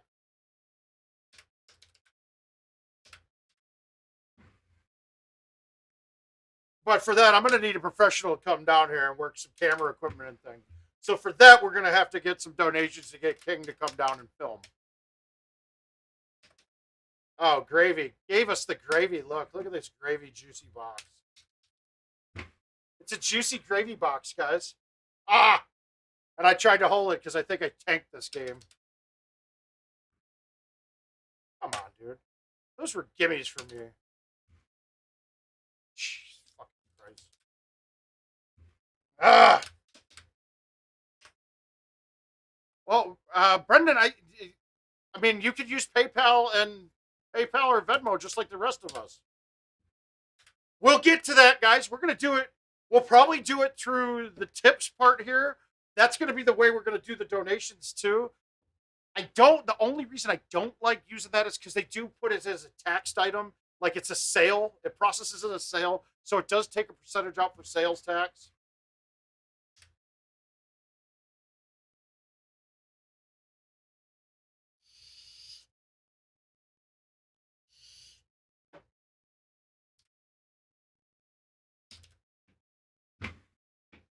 All right, I'm gonna be nice here.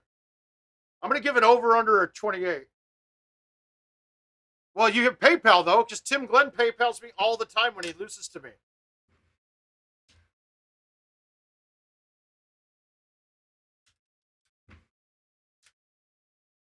I mean, fuck, I don't even. You can mail a check too if it comes down to it. I'm not worried about it. And it's really the thought that counts, you know. All right, I'm gonna give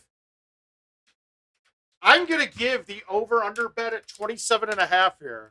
So 27.5 is a half stroke off par. I'm saying I'm gonna shoot clean this round. So who wants to gamble?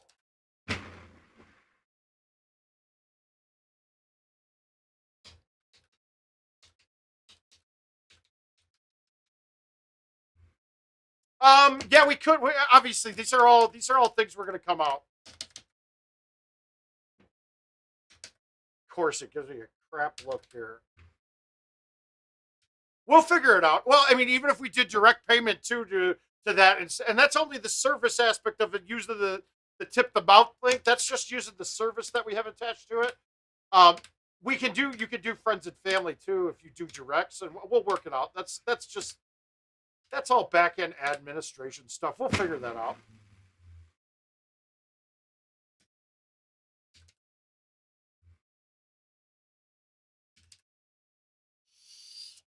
We got a couple months.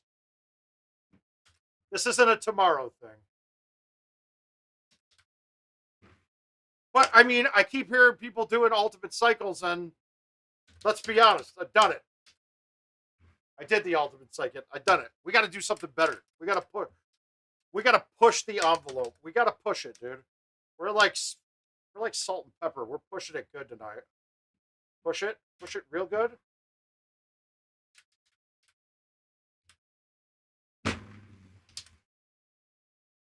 Ah, didn't cut it enough. I think I'm gonna get there, CJ, but the betting line, you can't ever.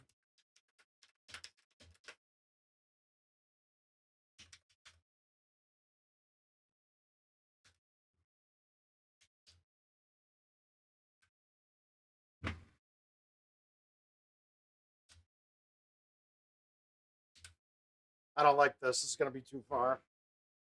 I'm playing for the putt. I can't go down to a 4 there. I don't like playing the 4 because that's gonna bounce even farther.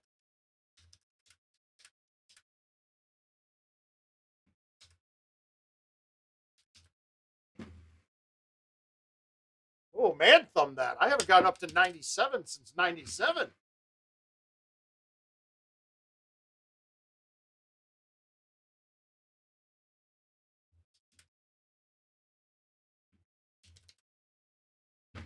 I think that we should do all of my streams playing from the real-time rivals boxes. What do you guys think? I think that's the best way for you to learn how to play Golden Tee. And it's right at my skill level.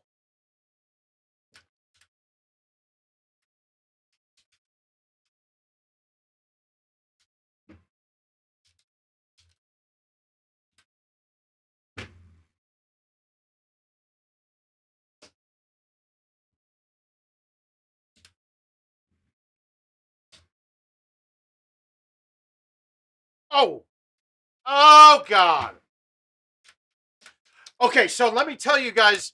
Let me clue you in on what I'm going to be doing for the invites.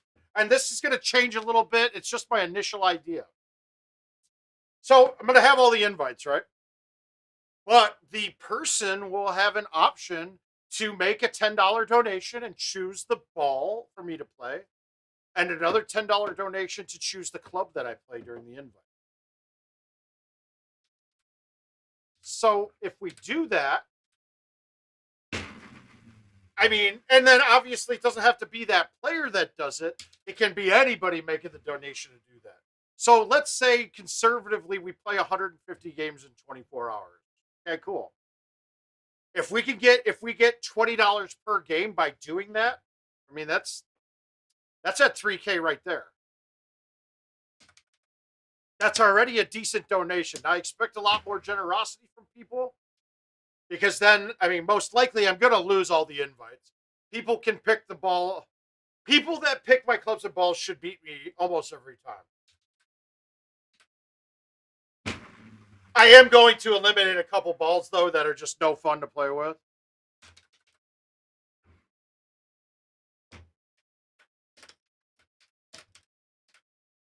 But that also means if I do...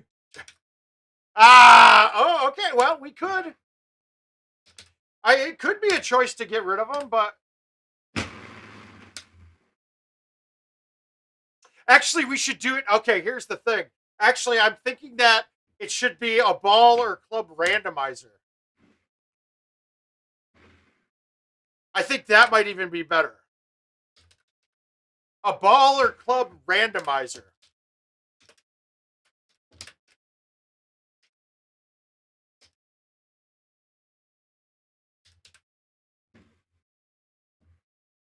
I think that's going to be the winner.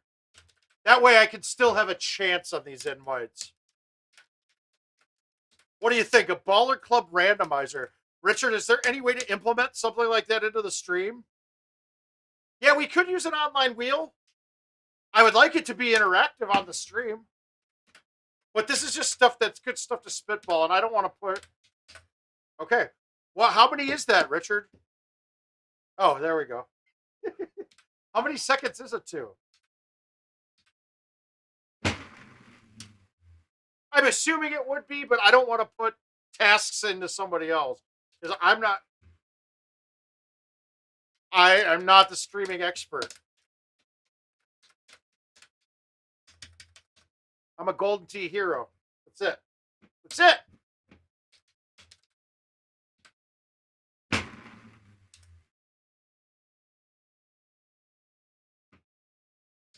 What, for your roommate, CJ? I mean, come on. Come on.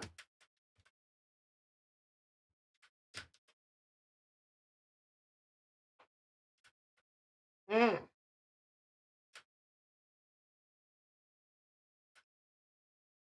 Oh. This is going to be ugly. This is a tough shot. Not for me. I nailed it. It's nuts. Nut it. He done nutted it. Oh, yeah. Okay. So then the non-choice, the randomizer is a better deal. I think that makes the games more fun. And then there's an aspect of chance in there. Because honestly, Brad Stewart proved it. He can pick a set of clubs for me that I cannot win with.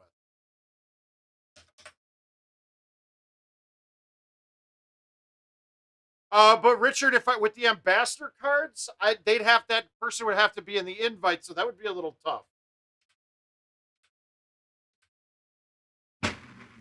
And I'm sure if we had something like that I could talk to IT, that they would possibly be willing to donate the bag and ball the bag changes.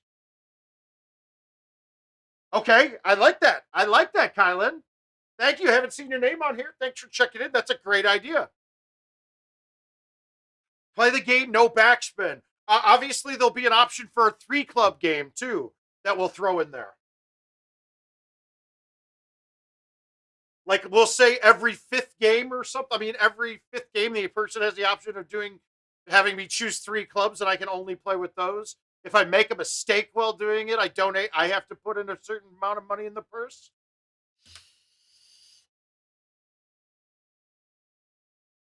I didn't get a chance to see crap tonight. Was this the regular season opener, John? It was, wasn't it?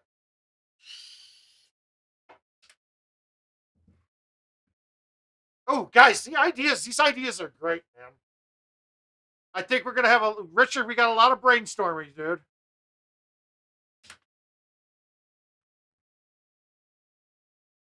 Honestly, I can murder 3 clubs. Ugh. How'd the rookie look? How did he do?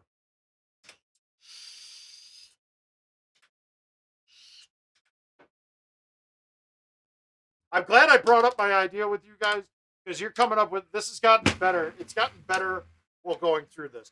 But you could see how this might delay games a little bit.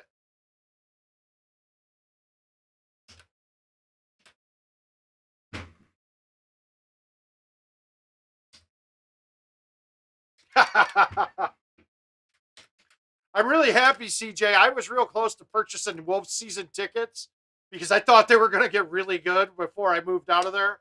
That didn't happen. Because, I mean, every time the Bulls were there, and that was the D Rose teams when I was up there, I mean, we would pay a really good chunk of money. Oh, that's not bad.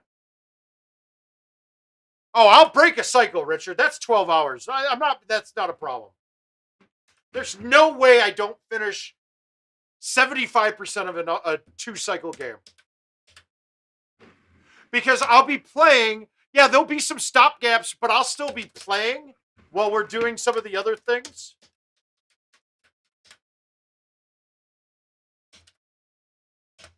I mean, to be perfectly honest with you, I'm going to play the 2 ultimate cycles. It might take me 48 hours, but I'll keep going if people are still here and want me to go. I'm going to use the will of the people, dude. The wisdom of the crowd. Got to say that twice today, which I like. Oh, how the hell do you give up 83.5? My God.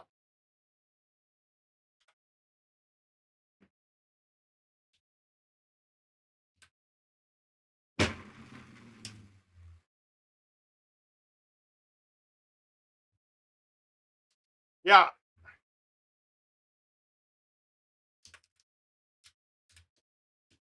Yeah, I'm gonna have to do that and put a stipulation. The thing that took us one of the things that took the most time last time was parsing through the invites on my page to try to find which one to play next. This time, we're just gonna spin the ball and go with the course that came up. I'm not gonna play them in any specific order, so that'll save quite a bit of time. Oh, that could be two. There could be a giveaway on how many rounds are completed.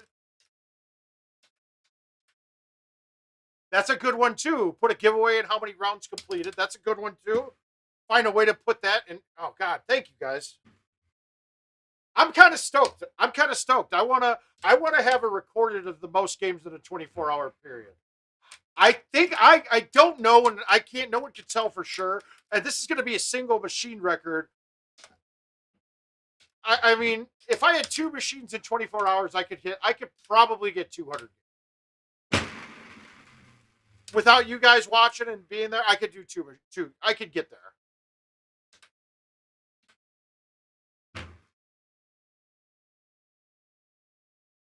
Come on.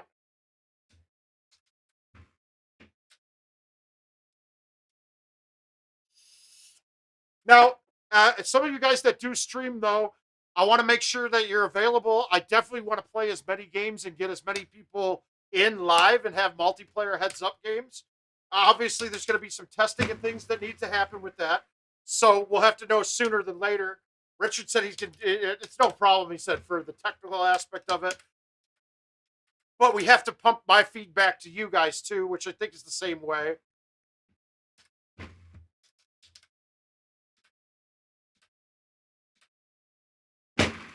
The lefty thing, I'm sure, is going to come up, and we'll do it. We'll definitely do it.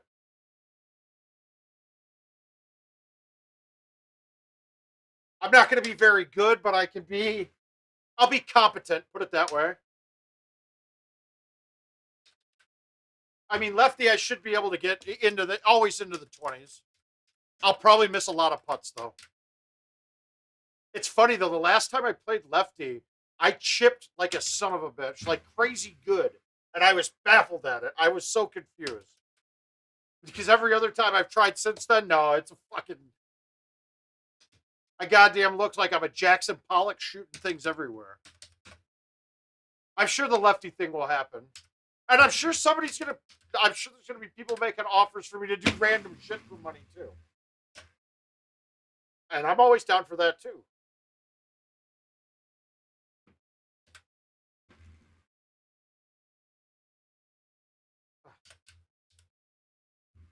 Oh, good time. Good talks, guys. Good talks. Thank you very much.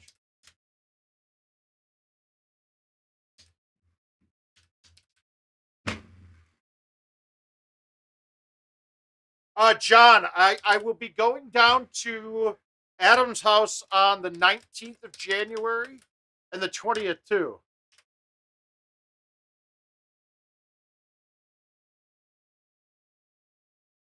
Yeah, that could be two. That could be two. Then it's creepy because I'm still going to be talking, though.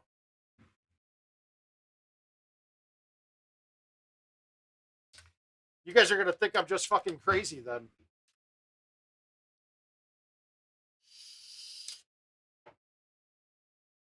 We could have I could have like a 2-hour spot of self-meditation where I just go. Yeah, that'll be a different one. I'm with you on that one, Richard.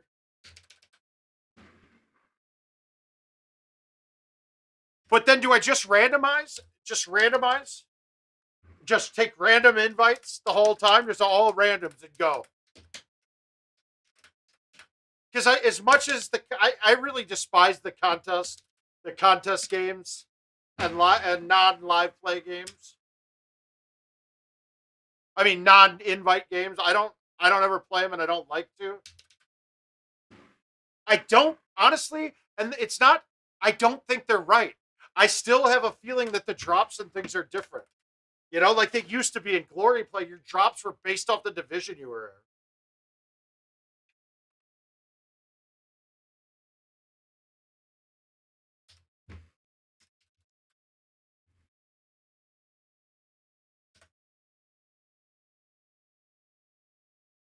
In a place to let your head never let me go, never let me go.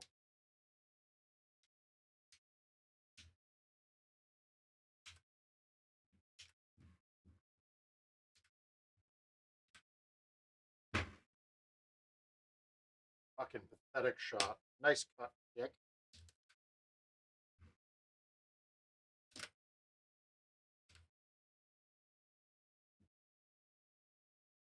Ooh, okay.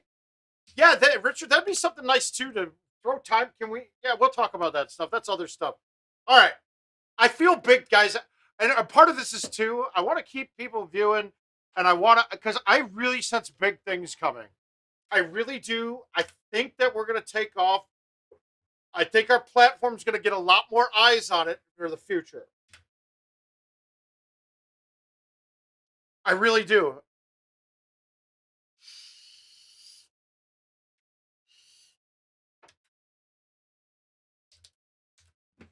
And I got to give a big shout out. This is a heartfelt shout out. A lot of the state of the game that is in right now, and where I think we're going with this, is because of the man that's producing this right now. I sure as hell wouldn't be streaming or doing it as well without Richard. When this idea came up with me and IT to start doing this, they had sent me some equipment to do it. And I just didn't want to use cookie cutter shit and not, I want to have a chance to expand and do things that we haven't done before. And without Richard, guys, that shit wouldn't be possible. So I do want to keep giving him as much credit as possible. You guys should too. Always make sure to check out Golden Tee TV. The man does all this work for us for nothing, right? Maybe we'll do a part of the charity for Meals for Richard. Meals for Richard. We're gonna send him some good meals. How about that? Meals for Richard.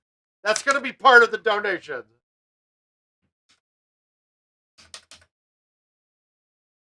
Part of it for me is, and I will be saying this selfishly too, we all know how hard it is to get in touch with him sometimes.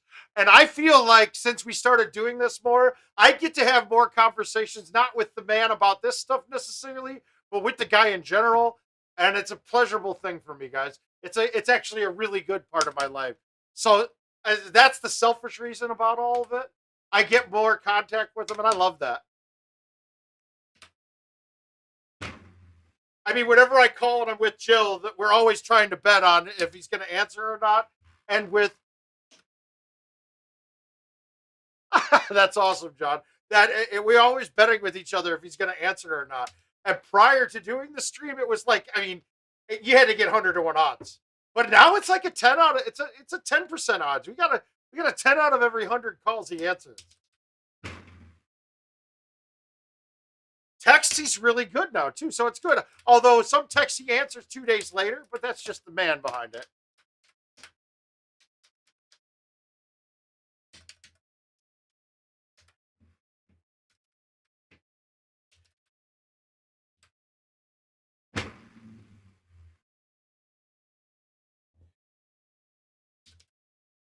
That's funny.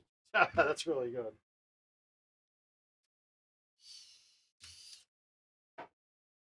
Was the dude jacking up threes at all tonight?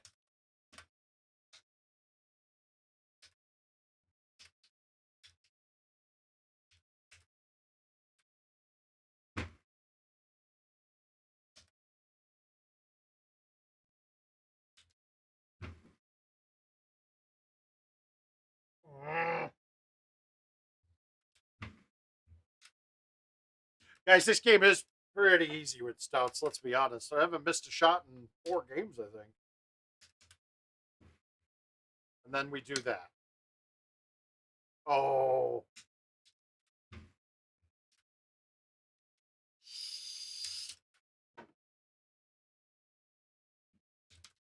I wish we could change balls and clubs during a round. Maybe we can't. Maybe we can get that to happen. We'll see. We'll see what we can come up with.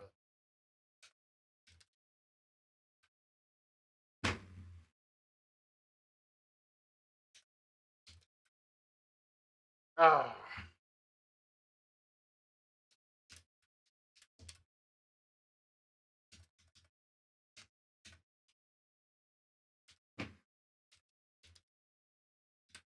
All right, keep going, guys. I need more spitballing from you here. We do have plenty of time to implement a lot of the ideas, so no matter how crazy it is, if we like it, it will have some traction. Come up with anything too that might require something from IT, because let's make them do some shit for us tonight.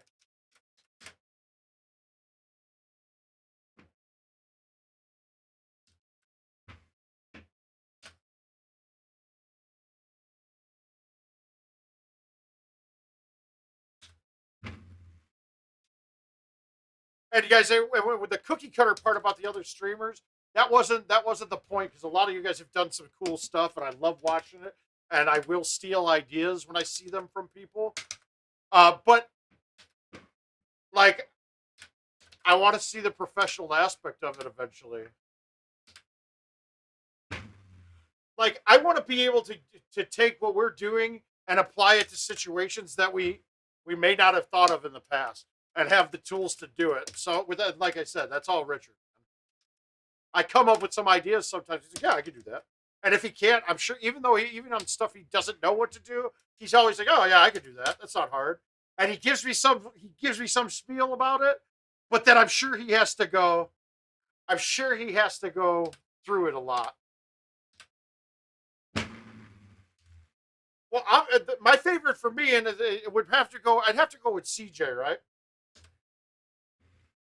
The reason I picked CJ is because of the growth I see, and I see the growth in CJ in spite of all of the negative influences to his Golden Tee game that's around him, dude.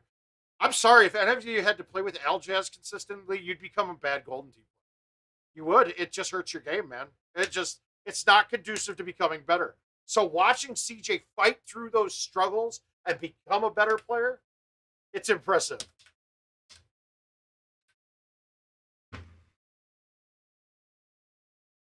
It's the same thing I always said.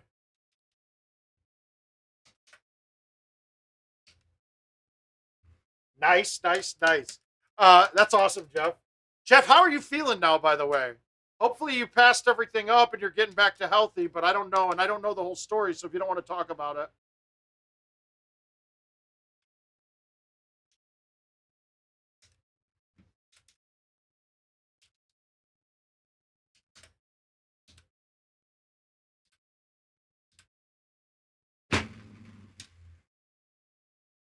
Yeah. Well, obviously we are word of mouth, which is just me, so it's saying that. And Richard, we wishing you the best, man, and hope for a quick recovery. I mean, I've seen this shit hit people really hard and see this shit hit people not at all. So,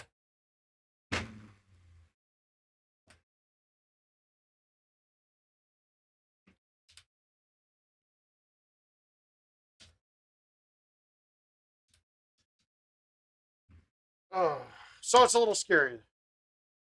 Oh, okay.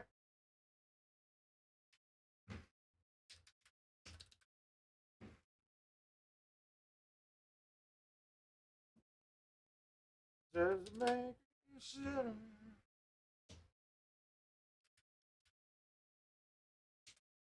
It is weird. It also gives hope, though, that there's got to be a reason for it. And the more time we give it and figure it out, we'll come up with it. It's funny how scared of AIDS everyone was and how hard. I mean, really, to get AIDS, it was really hard. This is really easy to get. It really is. It's easy. Ooh, that's kind of fun, man. I would possibly not, even though I'm not there, I'd like to get in on that if it's possible at some point in the future, Jeff.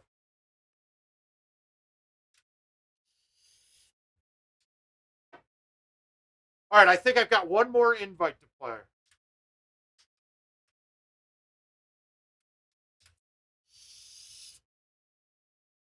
All right, we're gonna take down that 27 from Leppy Rock. We're gonna go with a 30 on this game. I'm gonna get a two better going. I'm gonna get a two better. We'll bleed. Oh. Sup, Josh? Guys, if anybody else wants me to stay on and play some more, send an invite of a course that you want to play, and I'll be happy able to play it tonight. I'm not very tired, so I'm okay right now. Like I said, the wife's on vacation, so anything to keep me down here longer is fine. Yeah, I did. I went Sequoia, uh, Bella,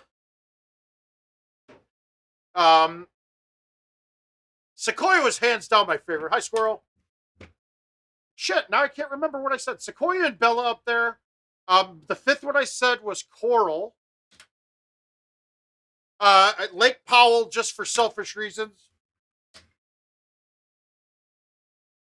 Did I say? I think I put Indigo in there too. Was one of my all-time favorites. Yeah, Old Rattle, but Old Rattle, it's not can't be in the five anymore. Like that's a special mention. And all the courses, most of them are all because of matches. Like I'd like to say I'd put Ruby Rock in there too, just because that round the walk off against Putz was so fun.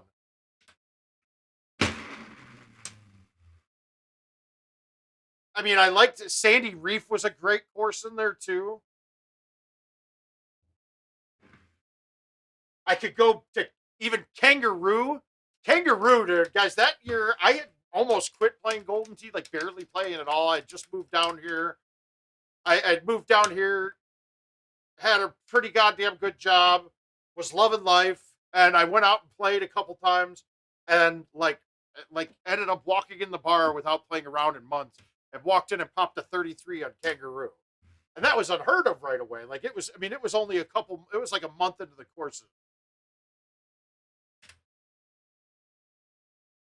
Who is my favorite person to play with? Now, these are going to be people you guys don't even know.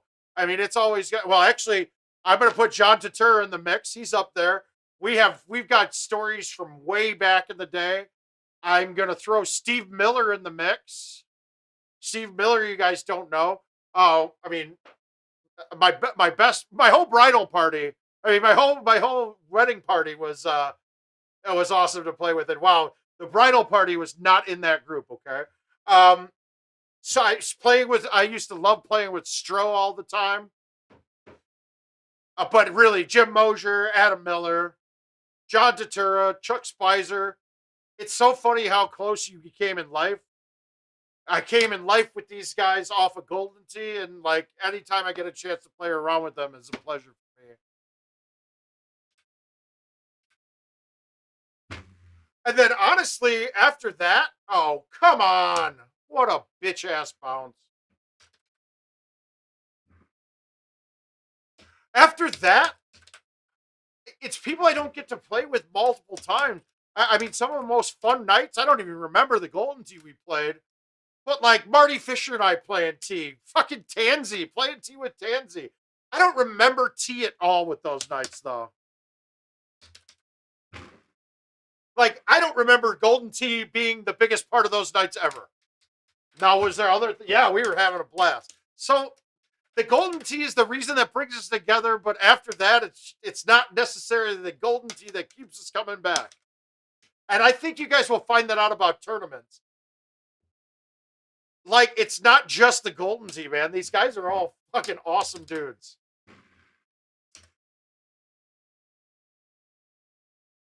Al Jazz. I like playing with Al Jazz because it's just like printing money.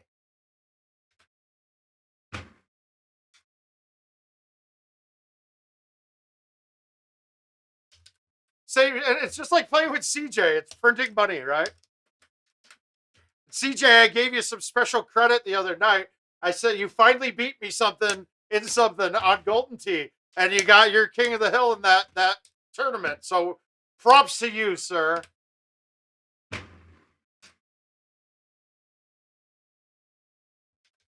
I will tell Fishy you said hi. I think I'm going out there on the 19th and the 20th to Chicago. Got some big business meetings to attend to.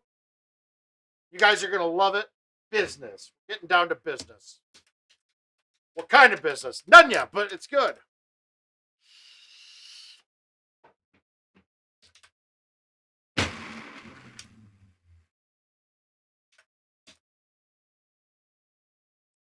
I mean, going back to Jim Mosier, just randomly meeting at a bar that I used to play at in the Loop, called Stocks and Blondes, and we just had a blast. What, Josh? I didn't see you. It is business time, my man. Okay, so me and Adam Miller watched the shit out of that. Jeff, I didn't see Josh. Oh, it's gotta be me. No, dude, that's in sync. It's gonna be me. I saw Josh's post. I'll accept those in now. With the most beautiful girl in the room, in the whole wide room. All right, we're getting these invites accepted. Oh, we got a Mount Derek Josh sighting here.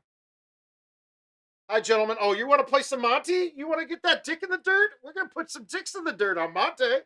We're kidding it, dude. Come on, Derek. Why you got to bring a third wheel in, dude? You got to bring a third wheel in here to make him feel bad about himself at the end of this.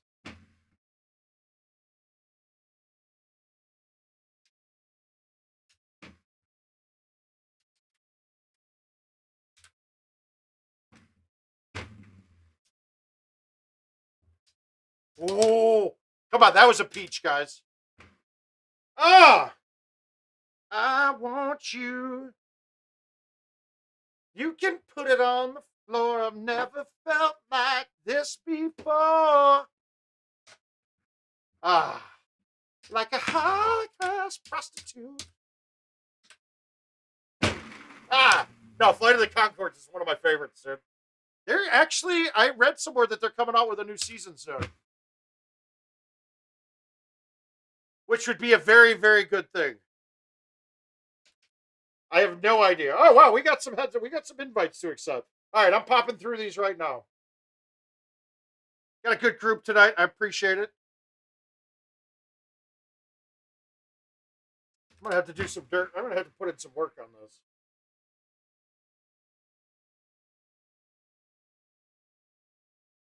Wow. Well, we got some good names here, guys. It goes from Happy Holidays to Stream on My Face. Really good, guys. I appreciate it. Real classy. Real classy. Keep it classy.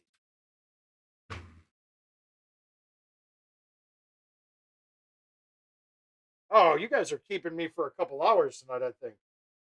Mark, I got yours in there too. Out of here. I'm actually feeling super good right now. I have no idea. Is that you, sir? Brandon, is that you? I've never looked at a longest putt record because I'm always trying to put them in the hole, bro. The longest putt is like trying to figure out which one of your friends has the shortest dick. Just not necessary. If you're trying to compare, we already know who it is.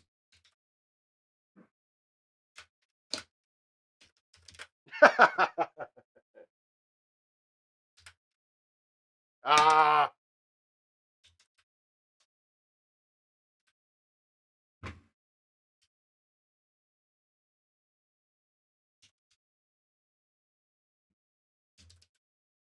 I've never tried this with the 10.5 thumb. I think I might be using that more often though. Guys, I'm actually kind of quick-witted a little bit, and it's kind of baffled me in my entire life. So I'm like a regular Bill Shakespeare in here.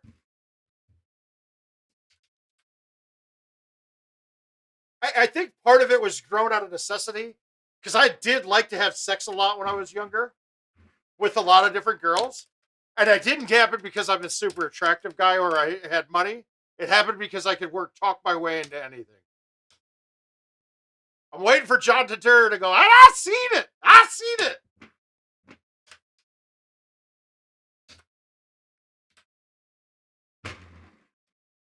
Wow, how do you short that? Stay dry. Fuck you. Ugh. Wow, and he shorted the chip too. Uh-oh. And he watered the second one? Yeah, dude, this is trouble. This is a bad spot. That's a stroke limit, guys. I'm gonna make the one for the 8. Oh, watch. Nope. Oh, such a bad way to finish. That's a strong finish. Just dropping the fucking handicap. That's all. Dropping the handicap. Gotta drop the handicap because some of you guys sent some handies. We're good.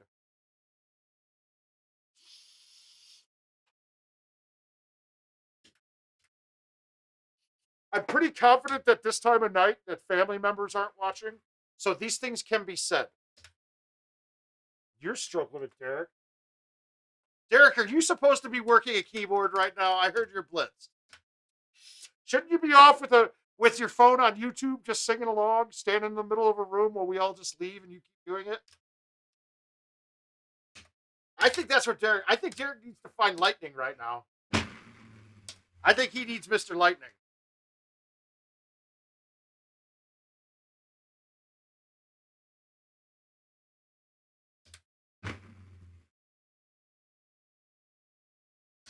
Since I don't think Derek's long for this world tonight, I think that we'll have to play this one first.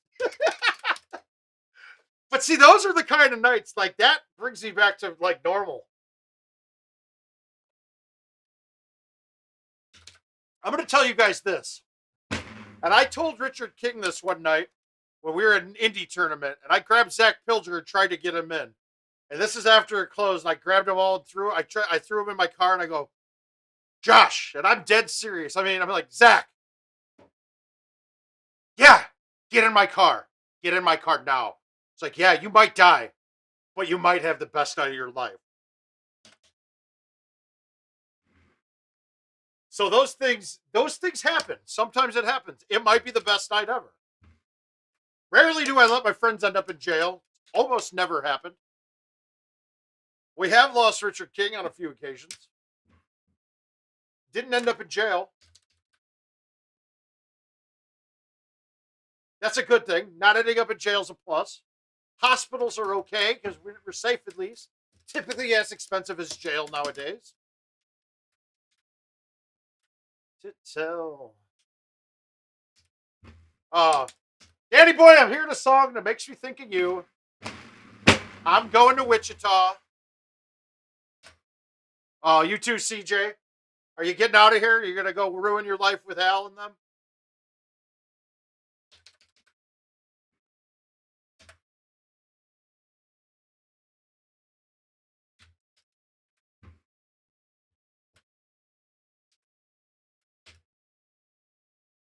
Oh, I got you. I got you.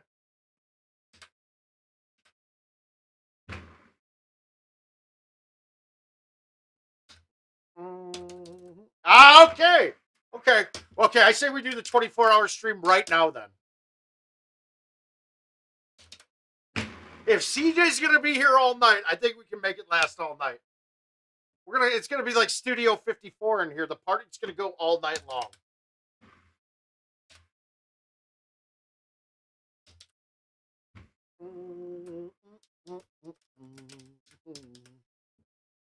I do. He blocked me, man. So no. I don't know what to do, man. I don't know how I'm going to be able to have a top quality stream of gameplay without having Jason Stark be a part of it. I don't know how that's going to actually work.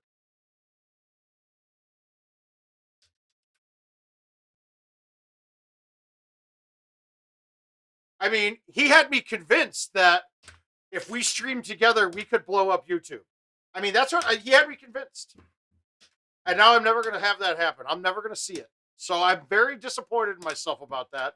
How I could drive somebody away that could help me so much. I just don't know. I feel terrible, guys. And I feel terrible because it hurts you guys. It hurts you guys. It's content that you guys could have really enjoyed.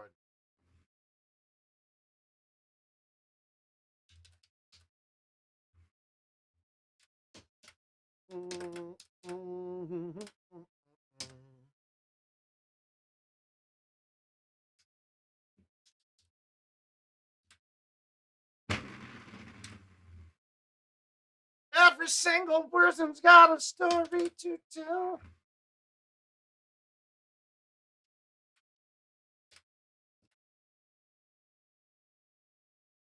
I mean, you guys keep hurting my heart so much that if I have to see the name again, I think it's gonna be insta bans from now on, just so you don't bring me back to a better time in my life.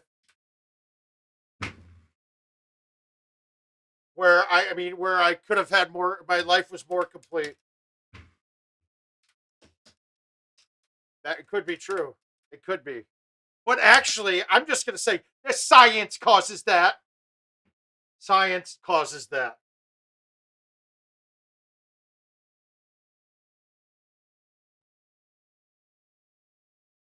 No, the only thing Dream is your stream. You got Dream stream. That's you. Why can't I hit this island? But it doesn't matter. Ha ha ha! My favorite spot anyway. Woo. Terrible shot, but we're okay with it.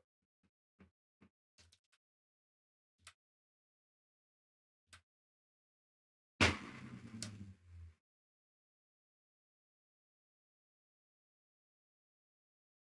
guys got to learn how to play those not fulls. You got to learn the not full.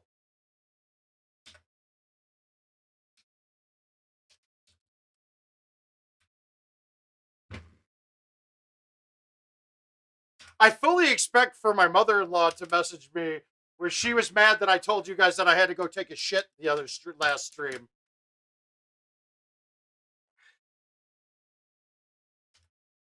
Oh, let's get to the two better. Two better. Come on. That's some hillbilly horse shit right there.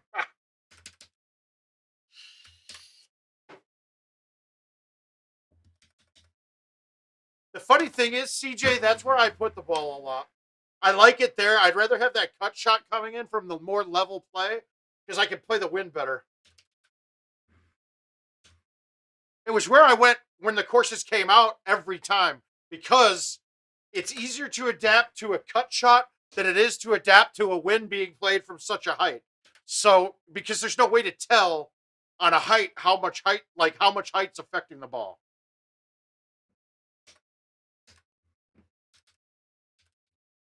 Thank you, sir.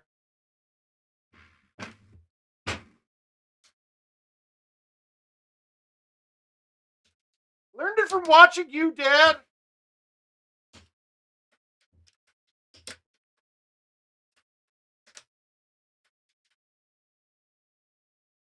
I'm going to preemptively say mouth, Derek, Josh. Thank you for the free money, guys. It's been a pleasure dealing with you. We'll keep it up. We'll keep doing this all night long if you'd like. Come on, Rip. Hillbilly. Hillbilly! No! We need more hillbilly.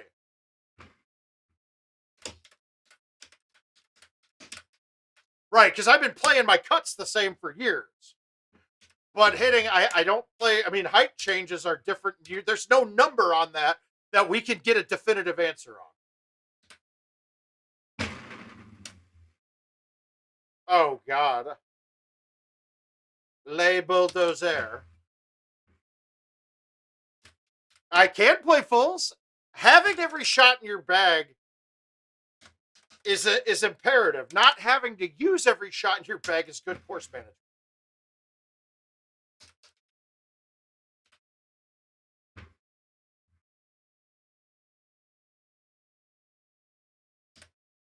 If I didn't play stouts, I would be playing a full on this hole most of the time, I think.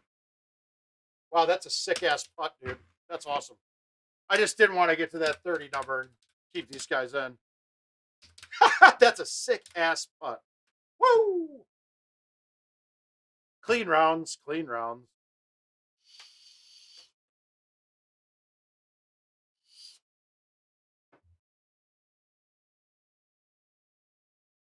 We're going stream on my face. Here we go. All right, Jay, before I get to yours, man, now my handicap's going to jump with this sick-ass 32 we're going to put on this. We're going to 32 bomb this. Maybe not hole one now, though. How do I want to play it?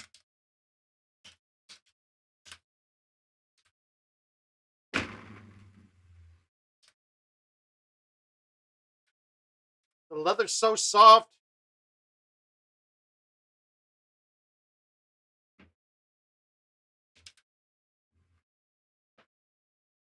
So weak, dude. So weak.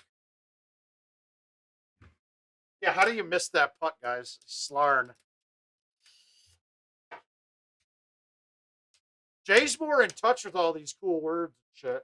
Jay and CJ are a perfect mix, dude. Hey, but for CJ's sake, you know how he's all big into this Supreme stuff. I was playing MLB The Show 20 last night online, maybe 2 nights ago, and my opponent's team had the Supreme logo on its chest, was called Supreme. I sent him a pic. I could never get a perfect pic, though. I thought this whole Supreme thing was just a big old joke and a troll at us old guys. No, it's fucking real, dude. It's Supreme. It's real. It's probably CJ. It's probably one of. I was like, there's no way. Is CJ playing MLB right now?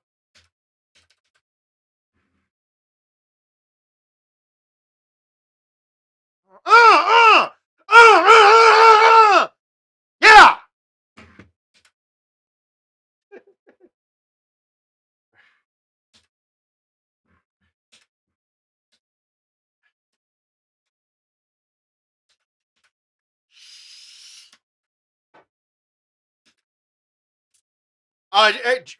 CJ, if you want to see the best humps of all time, you got to go back in time and get the old cabinets and watching Will Sandstead run up it and fuck the top monitor, dude. It was kind of sick.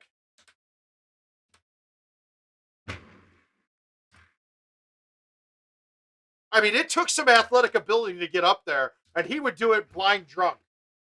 Like, there was one time he had a chair on his head the shot before, and then went up and humped the top of the screen. It was nonetheless impressive.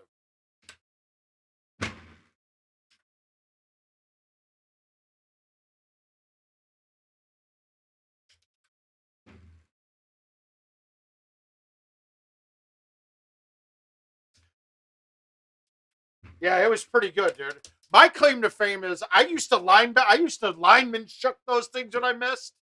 If I missed something bad, and I did it on a machine at some random bar at like 4 a.m. Well, I snapped the cabinet in half, and the whole top fell down, and it was hanging just by the plastic that mounted the monitor in. That was good. That felt nice. We left. How did I leave that dead short? Yeah, wrong club, huh? Ugh, embarrassing. This is embarrassing. I'm embarrassed for me. Mm. I mean, he wouldn't just hump it, dude. He would violate that top monitor, dude. Like non-consensual ways. It was not healthy.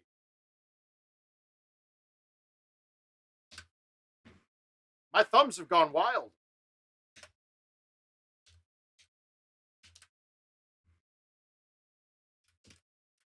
Half the drive home from Des Moines tonight, we couldn't see a thing. It was just a whiteout. But it wasn't a lot of snow. It was just because of all the wind. We're getting that snow that these Minnesota guys are getting right now. Not nearly as much, but still snow.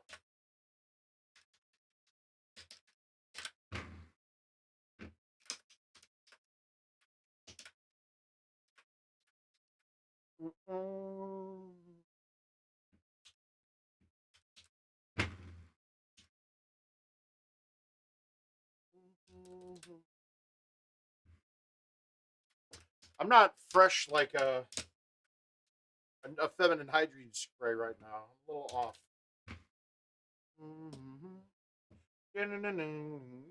And I really, guys, really do appreciate the brainstorming. I think a lot of these ideas will be implemented. I like them. I like some of them, dude. Whew.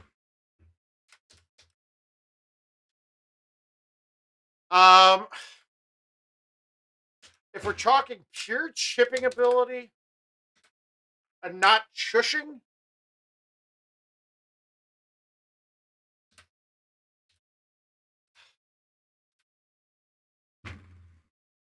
I'm gonna go way back on this. And at a time, there was a time when Scott Zollers would make every chip. And chipping's a little different now. I think chipping's gotten a lot harder. I mean, we used to make it was pretty much guaranteed almost. Like you're 75% inside of 40 yards for a while. But best, God, that's a tough question.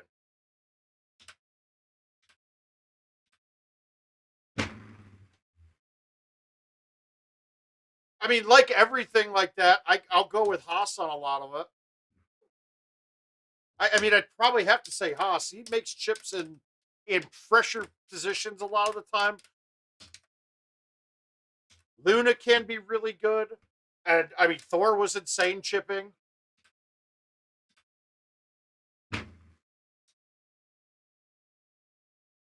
I mean, I'll probably have to go with Haas.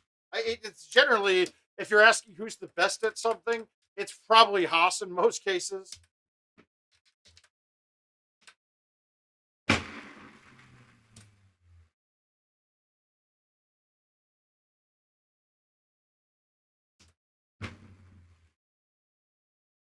But it's because, all right, so if you said best chipper out of the sand, I would say me. Out of weird shit, like weird chips, I'd go me. Best chip out of the fairway, that's a 10-foot straight chip. I'm like bottom half of the world. I can't make them. So that's the thing. He just doesn't have the weaknesses, right? He's got all the positives and no weaknesses.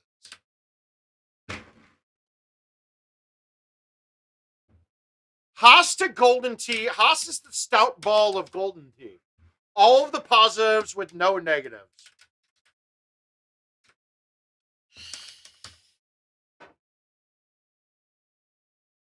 What do you play here? I forgot. Oh, I got a wrong driver. Okay, good.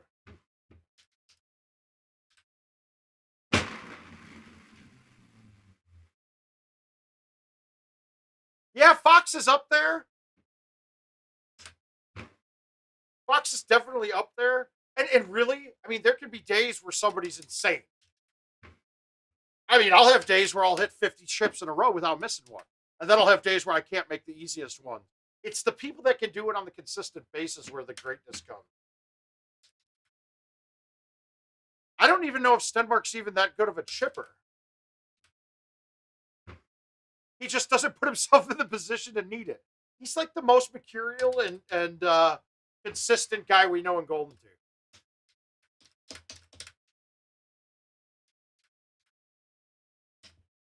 Part of chipping is having God damn, dude. What the hell kind of setup is this?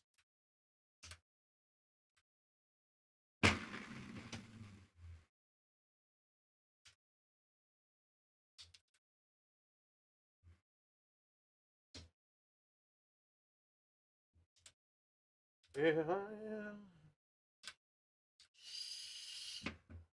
you got the love. You got the love.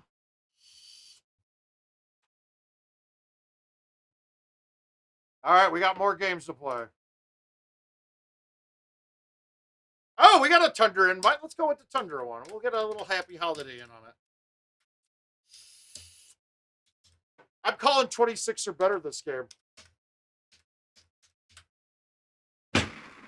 It's a really tough course to be clean on. But you do leave yourself a ton of hole out opportunity.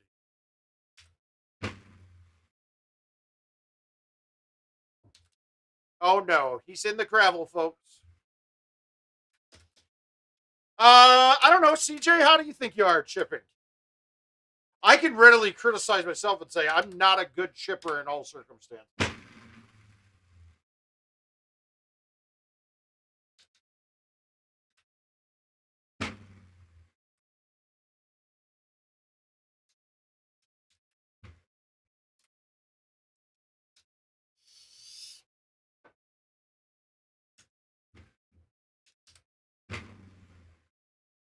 The thing about Stenmark is he knows how to accentuate the best parts of his game and to use those to his advantage. I can see that a lot.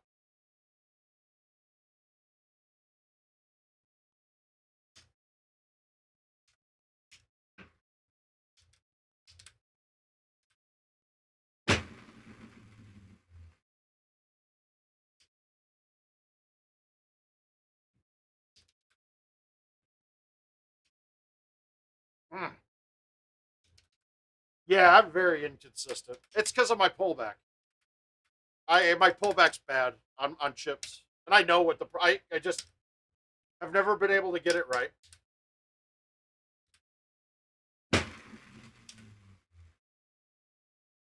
That's what I didn't want to do.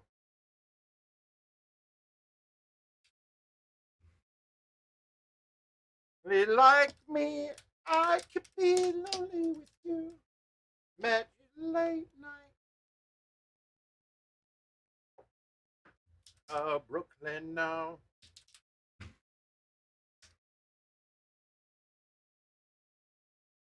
This is wearing off. My whole thing with chipping is I've always been better at making the ones that people don't think are makeable. It's the simple shit I can't make. That's really the story of my life with chipping.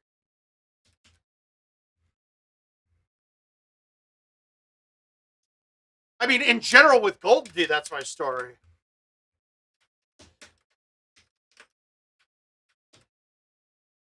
Oh, hi.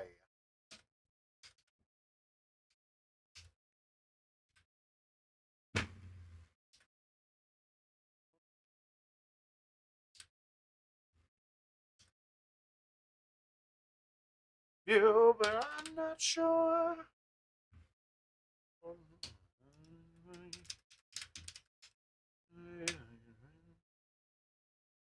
I don't like when this pin's where it is. He said, I like that you're broken like me.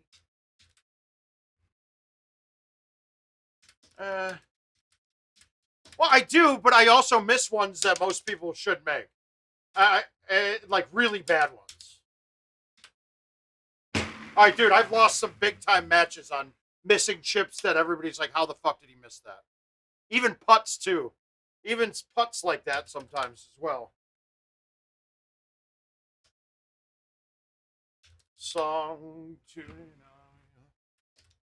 guys, in case we haven't said it in a while, if you haven't, please subscribe, like, love, nut on the channel, whatever. Do something to it. I don't know all the terms that all you kids are using, but just do it. Make me feel good about myself. Without your guys' likes and things, Without your guys' likes and things, I don't have meaning. My life has no meaning.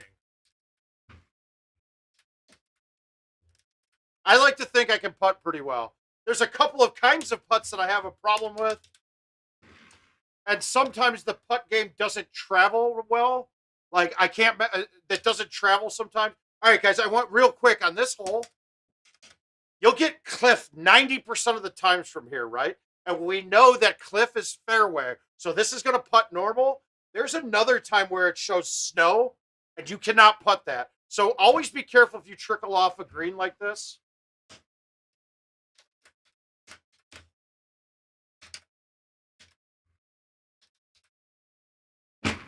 This course is notorious now for having different things. And I actually was talking with Adam Kramer about it. We were kind of discussing the watchdog thing. They're getting closer, but man, it's a needle in a haystack type of problem. But I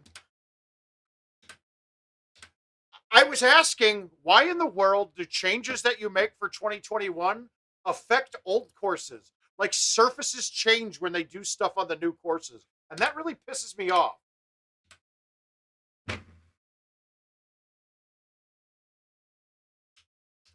And sometimes I don't even think they realize what they're doing it. No, it showed surfaces, but like on old courses now, stuff heavy rough didn't exist, and so many times on the old courses, everything is heavy rough right off green. I mean, honestly, it's rare to see rough anymore. You see heavy rough all the time and no rough.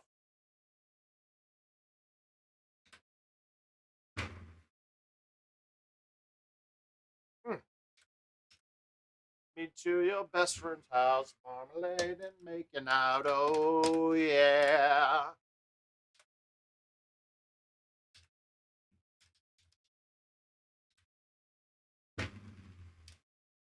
No.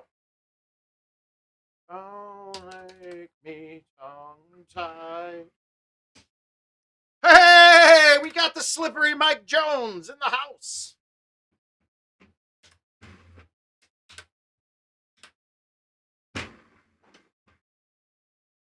Oh, God, I hit it too soft.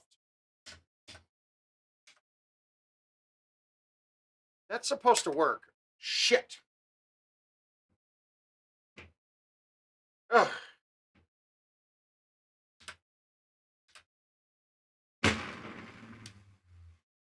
That was the best way to play that. There was not a real way to tech.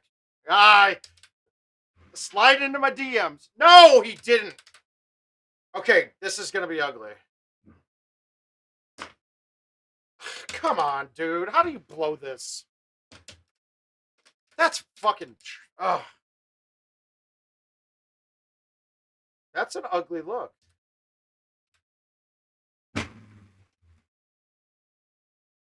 Oh, yeah. Ugh. Yeah, see, like something like that. I should never have had a... I should have had a birdie on that, probably at worst. All right, we're going to save it. We'll get 18, though. We're going to make 18 without a problem.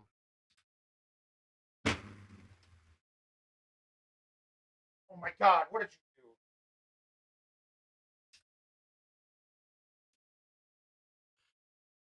And now I can't use a T. We're in deep shit.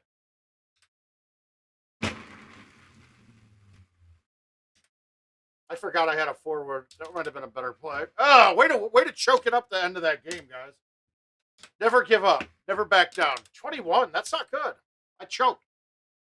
I choked. Slipped up on missing. I missed that ball a little bit. I was scared of flying it, and I fucking babied it. Oh, well. Sandhill. Sandhill gets me now because with the random tee boxes, you can get ones for the new tee boxes and one for the old ones. And I think I have a problem with stouts on this course more than any. There's a couple shots that I really want the extra distance on. But let's see if we can make up for it early and often. Come on, mother. Motherless whore.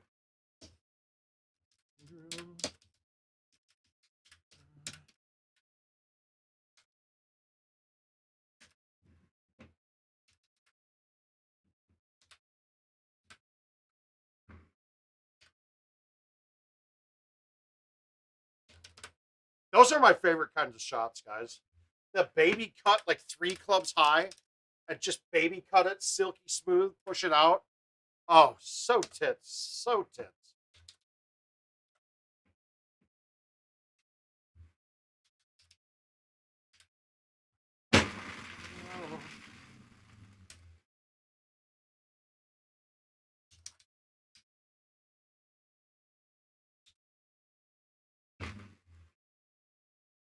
Oh, leather's so soft.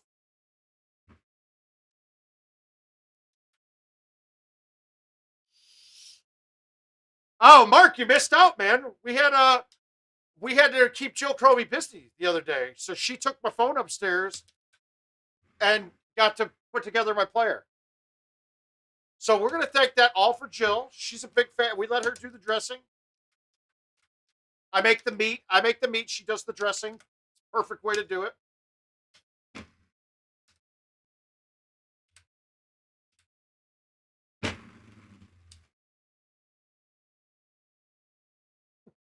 It was good.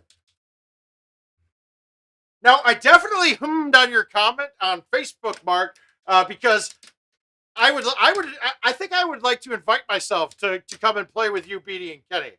I think that would be a fun night. There's not too many better dudes than Kenny and Beatty, and you seem pretty cool yourself.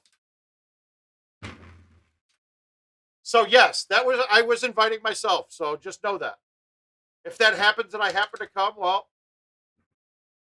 you. How the fuck did that not go in?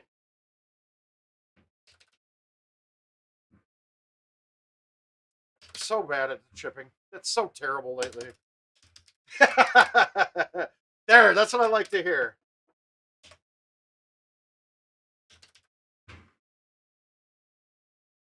So terrible. Fuck me. And CJ, I forgot to add this one's up there too. Favorite courses. I was this last Worlds that we had. I was in jeopardy. I mean, I was bottom half of the field. Not bad play, but I mean, I shot a couple off par on the first couple rounds, and then I shot like a 3 better on this at Worlds to just, and it was I canned 17 on Crawdad with not a very good shot. Like it was one that went in, and if it didn't go in, it was 100% water. And then that just gave me this. Let me steamroll. Fuck me. No, it's fine. It let me steamroll the rest of the way through.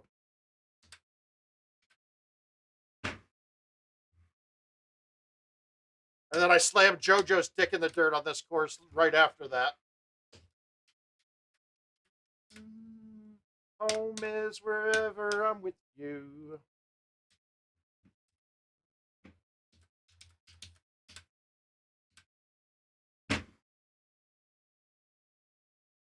Alabama, Arkansas, I do love my mom pie.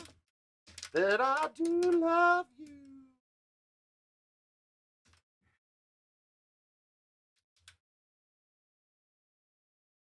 Like you.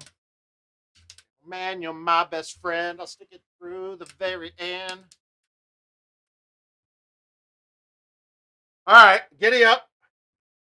See, one of my problems is I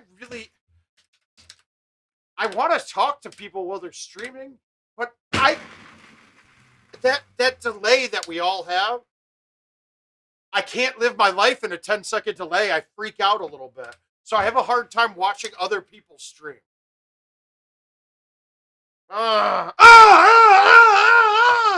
Yeah. That's why I check in for a little bit. I try to check in as many times at everybody's streams as I can. It's just I can't. It's just like when I was working for Microsoft, everybody's like, "Why don't you PC game?" And I was like, "When I get done working on a computer all day long, I don't want to go and play a game on the computer. I want to go somewhere else and detach myself from it." Does that make sense? It should make sense to everybody.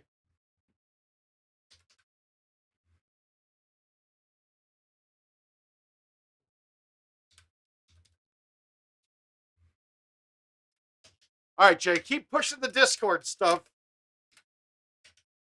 And it's kind of, I mean, I know, but I do like to, I want to support everybody.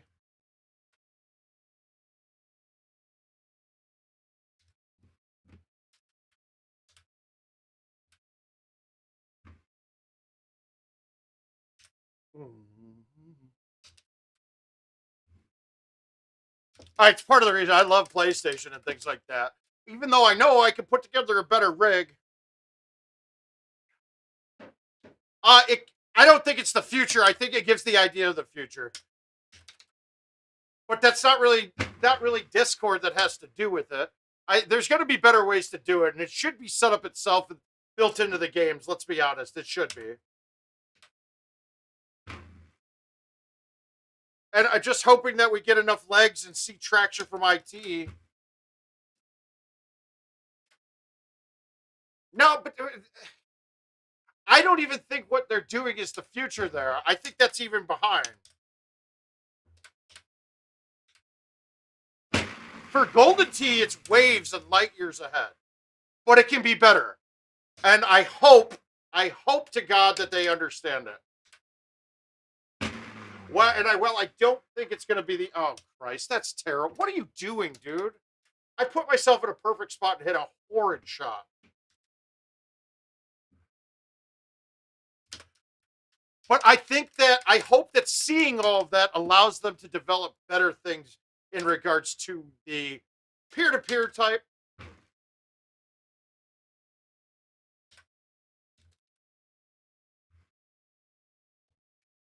And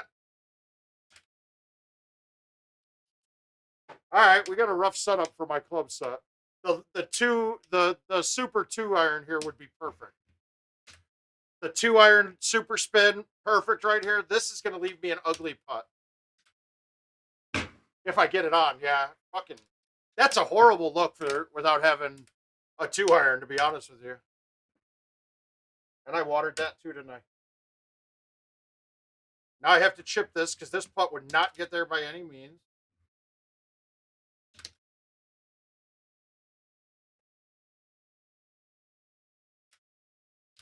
Yeah, there's a lot to do with it.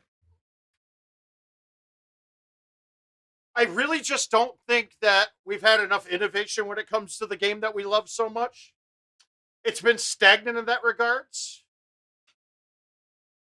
It's been stagnant for many years in terms of innovation, right?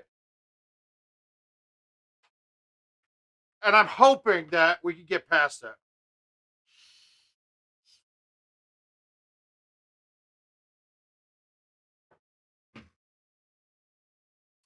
I don't even think people need to get better at the game. I think more people need to see the platform and have it be more relatable to every person, not even to do with money winning. And I think there needs to be a better way to communicate with other people while playing. Built into the game. Using Discord's no good for me. I have enough room on my monitor that I could have that set up in there and have the machines come with a camera built in. That kind of shit.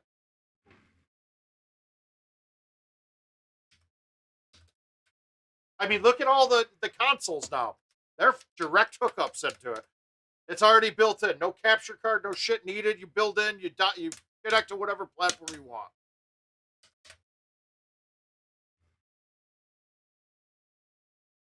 The first improvement I would make to Golden Tee would be clean the graphics, dude. Absolutely, the graphics would be the #1 thing that needs to be better. Sorry, this doesn't look good to me. It really doesn't. This doesn't look good to me.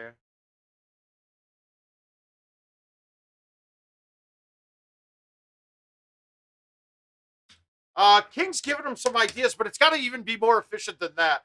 The stuff that King was talking about is including capture cards with every game, but even that is taking too much to it. It needs to be built into the UI to do it. It shouldn't need to have a laptop connected to it, anything like that.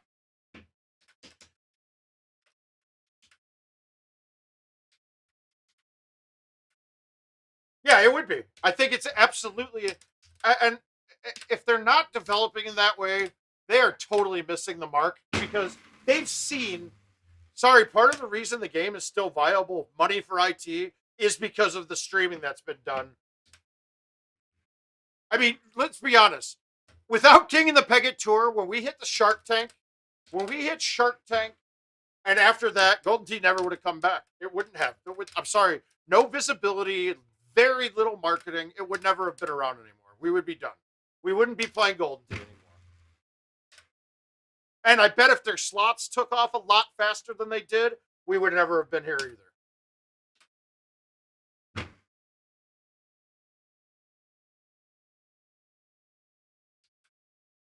No, the Shark Tank was a brilliant idea by some old employees at IT to basically segregate the top 75 players in the world based off of nothing of their, like, based off of, I don't even think it was an algorithm, but we were in contest with just us only ever. Like, it was just them. So no one could make a dime anymore.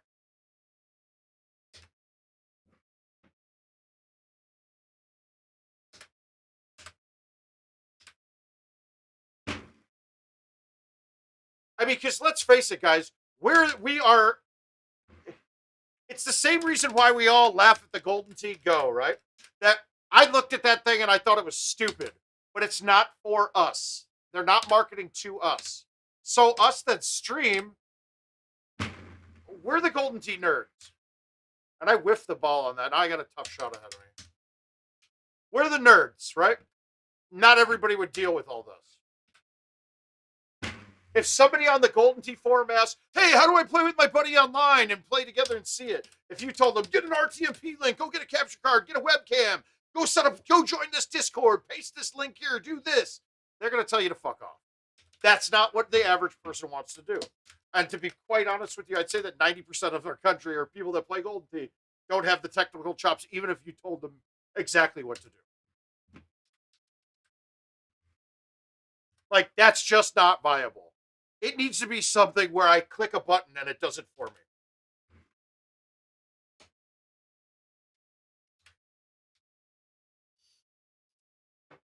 I mean, even though I would have the technical chops, I wouldn't want to do it. I wouldn't bother.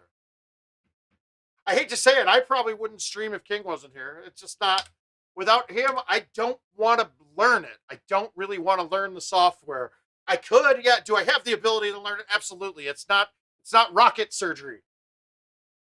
But do I want to spend the time doing it? No, because I won't be great at it. I don't want to be great at it. You know, it's just not, it wouldn't be a high priority.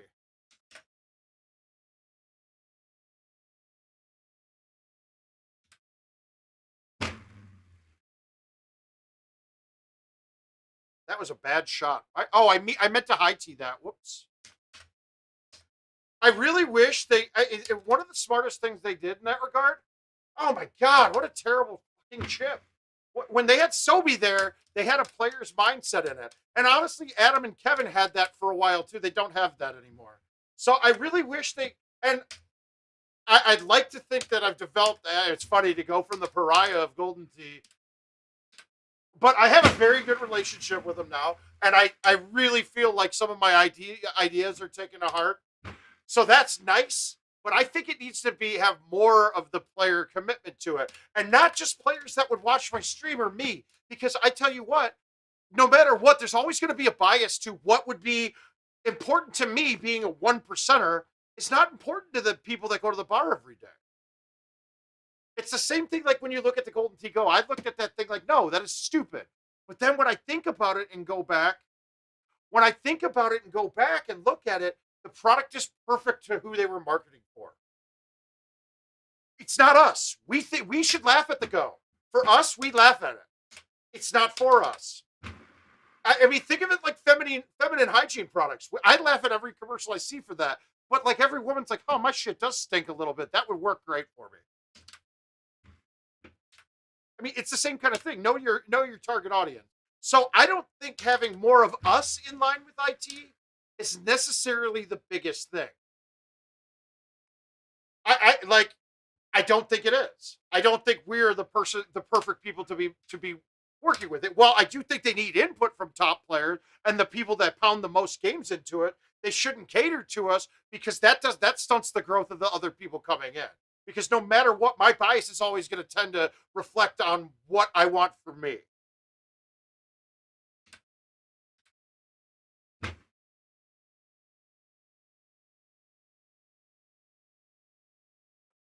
Oh God, Josh.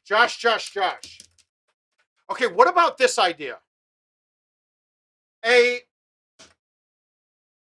a subscription service where you become a GT, let's say an elite member, a Golden Tee elite member.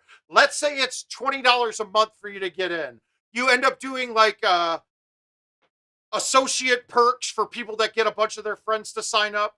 But that money fully goes into two tournaments a month, one being a handicapped and one being a non-handicapped tournament, all online based. So now, if you could get a sign up on this of 20% of Golden Tee players that play prize play, I think we estimated it out. It was like something like 100K a month. Um, and if that could happen, now you're having monthly tournaments where you get, I mean, where you're playing a $50,000 handicap tournament or a $50,000 prize play tournament, and then actually you take half that money, let's say even, and make it 25 and 25, and then 50 of it goes towards world championships at the end of the year.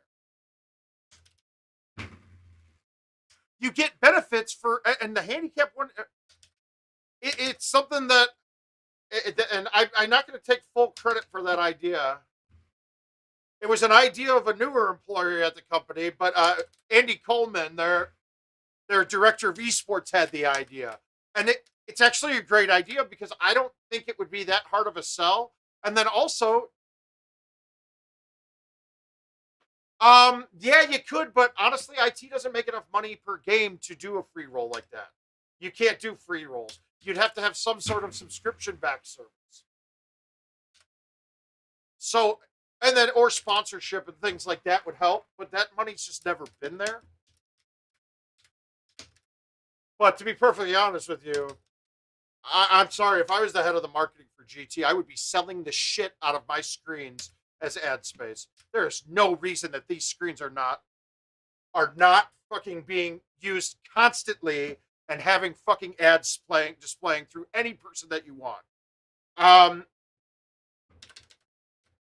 mean, we're trying to work a way to get a couple of sponsors that I've talked to buy space for Pegator machines. Now they're a little different boat because if you're looking at a local market, they're not really influencing the local market that they're in very much. So the ad space isn't worth much.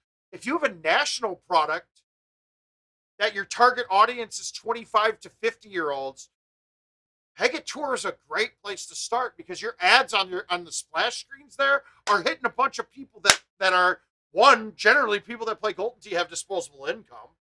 So finding sponsors like that shouldn't be nearly as hard as we make it.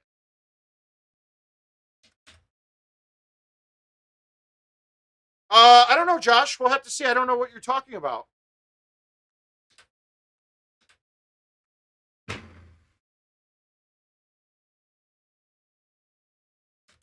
I don't know what. I don't know why PGA would have anything to do with it.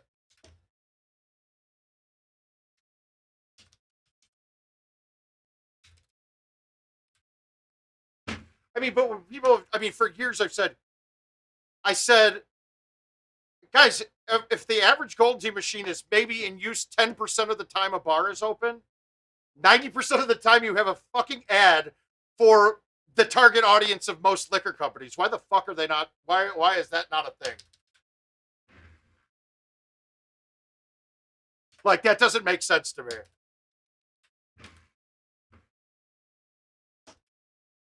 It's just, honestly, that's a stupid business decision. It's been a poor one for years, and I think the marketing problem started. And none of you guys really, well, maybe some of you do, this thing called Tommy Tuesday that you may have heard about.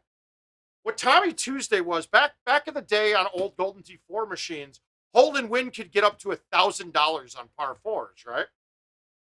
And since it was dialed into it a lot, they'd stay up a bit longer, and sometimes they would get hit a couple times before it got pulled down. Tommy Tuesday was an error in programming. There was also this thing called a shadow game that you used to be able to pull up. Like, I think it cost you 50 cents or $1 more, and you'd play against a random game for the week that was a saved game for somebody. Well, they fucked up, and the shadow guy had an offer for the $1,000 hole and win on a hole, right? The problem is you could pull it up and it was there every time. and it stayed there. It didn't go away. It didn't shut off because it was in the shadow game. So literally, I mean, it got out and people were going from machine to machine around states. I want to say that somebody up north made $76,000 or something like that in 2 days on it.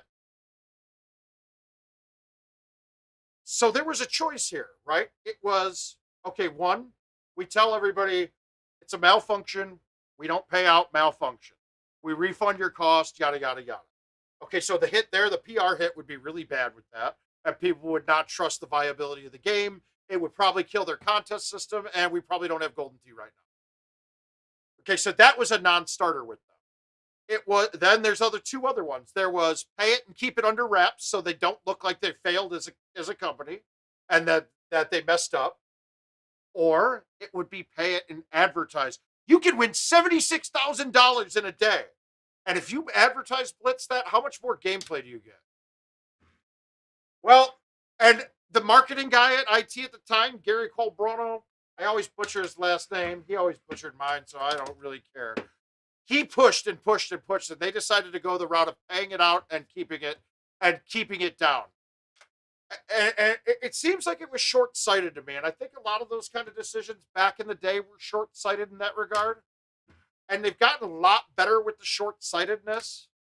And I think a lot of it, too, was when it comes to winning that kind of money, you're now looking at federal gaming laws, and states being able to do this in some states is already on the iffiness. So they didn't want to do it and have to fight a legal battle to say that this was okay, kind of thing. I wish we were past that. With online gambling coming more and more into play, this shouldn't really be an issue, but it's expensive to get out there and get the reputation there. I mean, it's expensive to have legal representation and to start fighting it state by state to make sure you're in the good with it. So I understand, and I look at the short, and once again, though, this is where the part of this that I'm not looking at it from anybody's perspective but mine. I try to, but my biases will always come into play on it. That, well, I think it's stupid. The game could have been huge. But I'm not looking at it at the cost it could have been to implement and to have the game get that huge at the time. Were they ready for it? Did they have the capital to go? You know, those are things that we don't look at, the full business sense of a decision like that. I mean, the full business sense of setting machines up to stream automatically. I mean, does that make the visibility too high for certain gaming restrictions that they have, that they think they might be on the fringe of breaking rules with some states, you know? Like, those are the aspects that we only look at the one side of it. But like I said, though, I think this next year is going to be the most important year in Golden Tee history. Absolutely the most important year in Golden Tee history. And I just don't think it could time out any better than coming at the end of a pandemic. And there's just so many ways this can go, and I don't see any of them being bad. And that's all I had to say about that.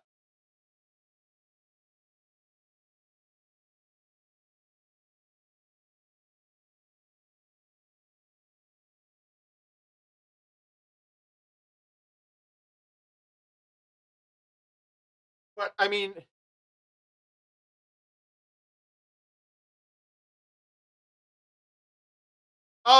well, along with that, and it's been a concern for years. You have to be able to get the market to go be younger than it is, and it's a really tough thing to do. It is. It's a really tough thing to do.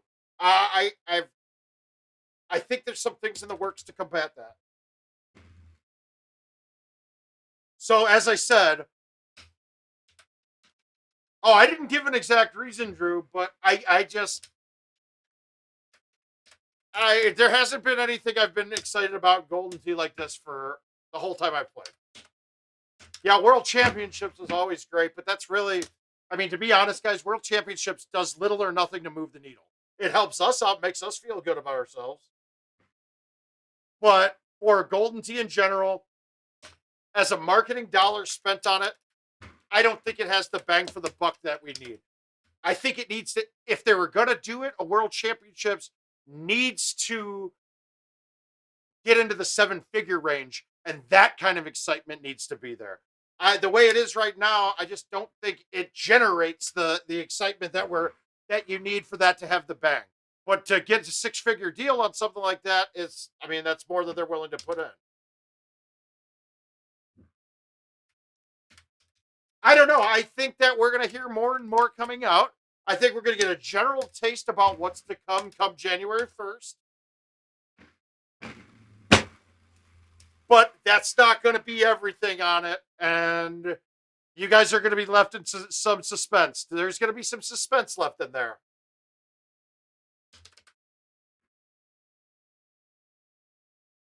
Well, once again, that's all I got to say about that.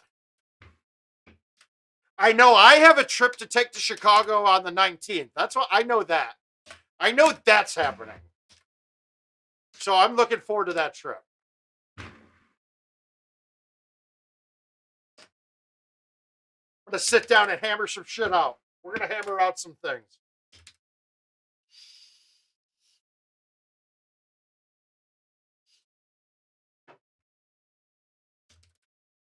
I'll be the first to tell you.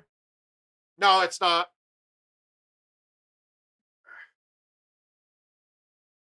Well, every company when they're releasing or doing something, you have to have a time you do it. You don't just let it out, right? You want to build anticipation for an event. That's simple marketing. No. In fact, I believe that this trip's going to have some business to do with it, some other things, and hopefully it's good to go by then. But also, I have a feeling that there'll be an NDA involved in this one.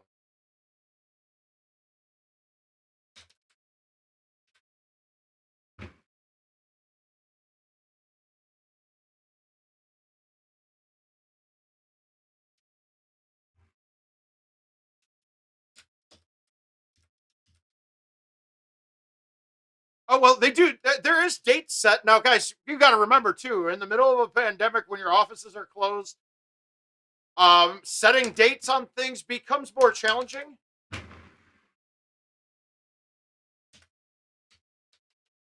And don't think that they don't have dates set. They do have dates set. They just because they haven't told you guys yet doesn't mean it's not set. So patience is going to be a virtue for most of us.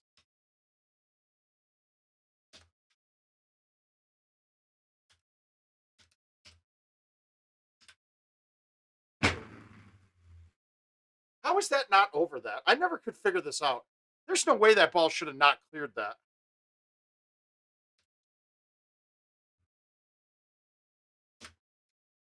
Fuck. You got to build it. It's an anticipatory erection that you guys are going to get. That's what they're going for. And I think it's worked so far. I'm actually kind of proud of it. I mean, this is the best, worst kept secret in Golden Tee history. Maybe the history of mankind. Right, exactly. Now, nothing releases that day, so don't get your hopes up with that.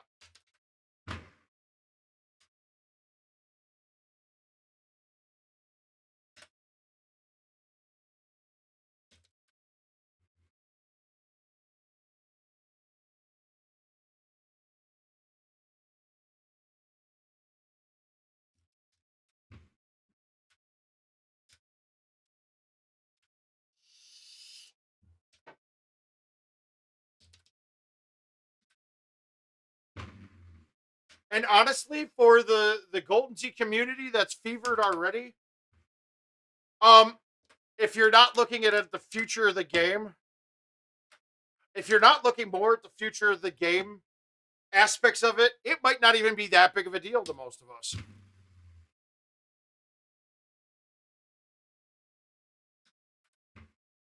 But there's things I want to say. You got it, Jay. Shit, cat's out of the bag now. Jay Ware guessed it. No, prize play is coming to mobile. That's the big news. That's it. Prize play mobile. Enjoy it. Sorry, I let it out. IT's gonna kill me. IT is going to kill me for that. Mobile prize play, guys. Bam. Keep buying up those balls. You're going to need to buy every ball 70 times. That's it. You guys have got it.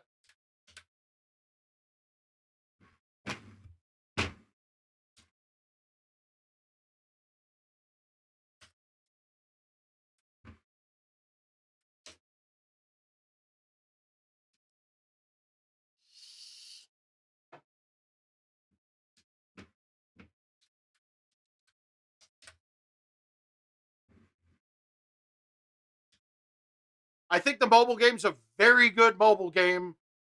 I don't. It's too similar to Golden Tee and too far apart at the same time. If that makes sense, you know what I mean? Like it's so much like Golden Tee, but it's not Golden Tee at all.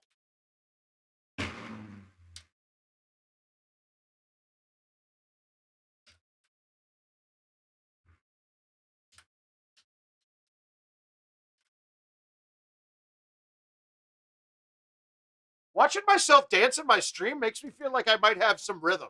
When I dance in real life, I look like Elaine from Seinfeld, dude.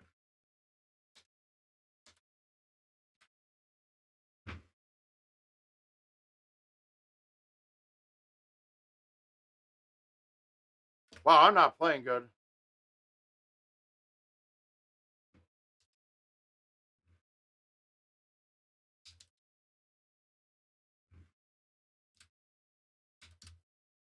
It's so much easier you developing for the mobile though, guys. They can push everything. There's no limitations.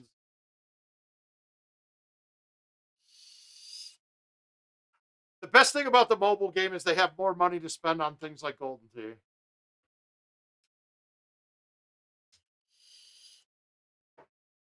All right, I got 2 left.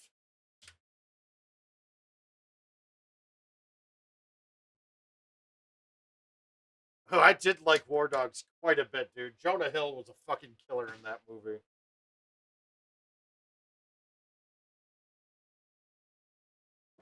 And Old School's a classic.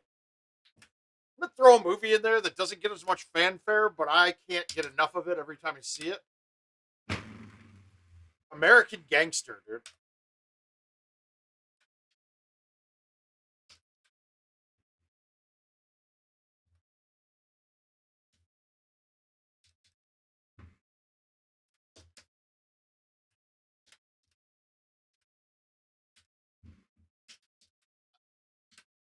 I didn't know Todd Phillips the director. I don't follow directors nearly very much.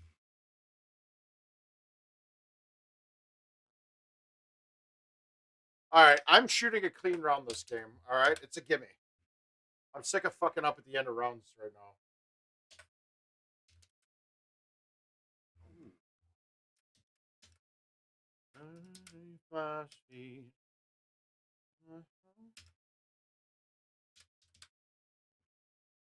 Competing for love they won't receive. Uh-oh. Come on, come back, screen. We'll never see on screens a very pretty, but we sure know how to.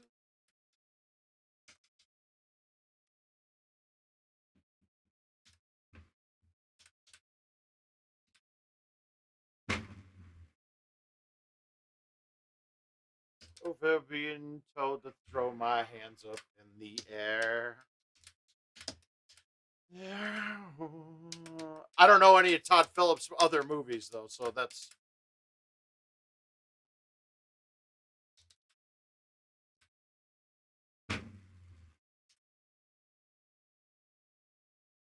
Oh! I gotcha. I gotcha. Good man. I forgot what I was wearing, dude. I got dressed in the dark today. Yeah, no.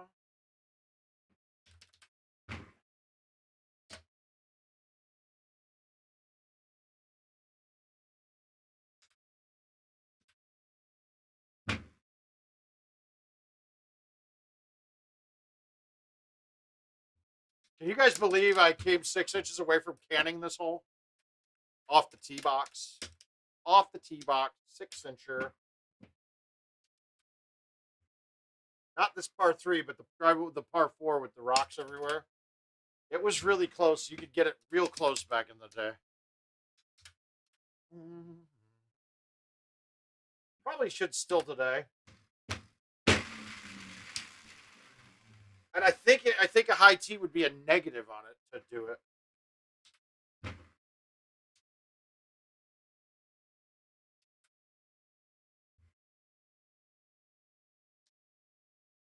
I had no idea the same guy directed Joker is old school.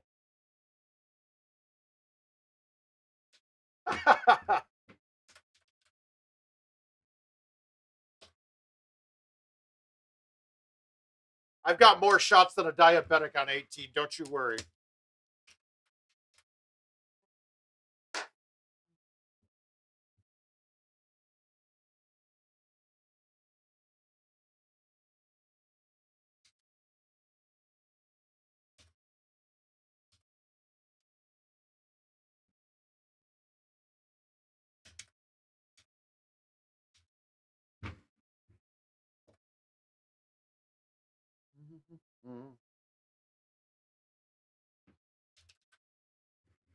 I should have backspun that. I'm a pussy though.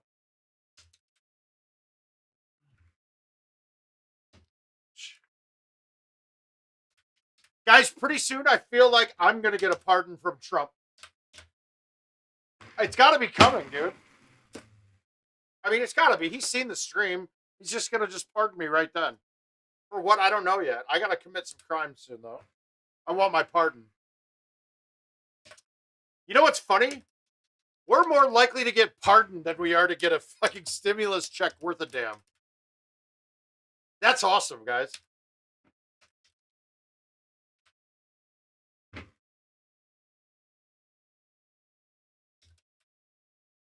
It's going to get there.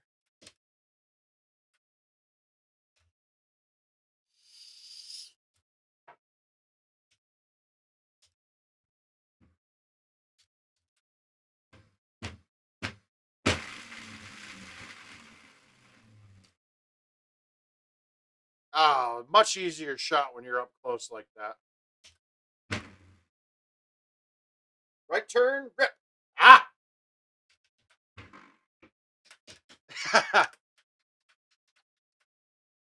All right, let's be honest. It has nothing to do with his feeling about us. All right, it's the same reason why the last stimulus checks got delayed, because he wants something with his name on it to be bigger. That's it. So, well, I think he's right in what he's saying. Let's not think he's doing it altruistically for the American citizen. He's doing it because he's got a tiny dick and a huge ego. But I don't care when the ends justify the means. I'm okay with it. Getting it right is all that matters in my mind. I don't care the reason. And I don't think most Americans give a shit about the reason.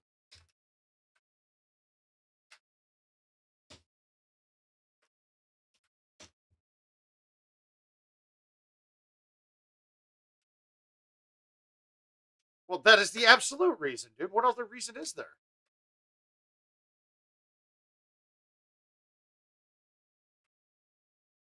The embarrassing thing, though, that shouldn't, and that's not even going to make up for the people that need it the most.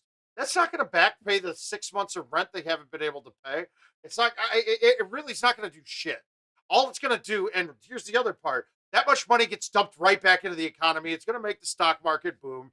People in his position are going to make another nut. I mean, the people that have money are going to make more money off of something like that.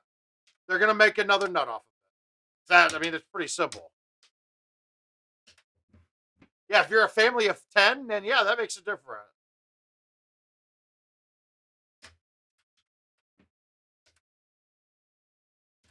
Jay, do you really have the opinion that most people don't want to work? I'm just wondering, because that's not the truth. I mean, do you think that most people are lazy freeloaders in our country? Is that what we're getting at?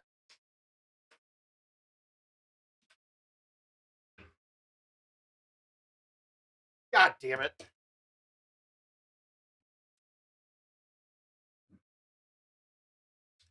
Because welfare statistics and things. Uh, No, see, that's where I think that we did everything all wrong. There is no reason big companies should not have been able to subdue themselves and cover themselves for this amount of time. And money should have all gone to small business and yada yada yada. But come on, dude, small business wasn't booming in our country anyway. If we're gonna sit there and say that, we're lying to ourselves.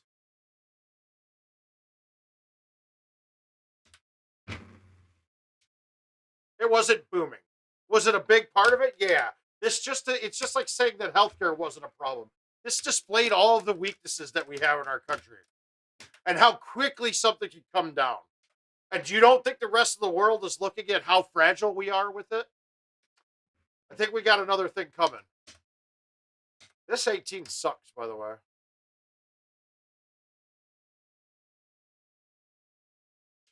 A lot of what's going on in our economy has been built on smoke and mirrors for quite some time. And we're starting to see it.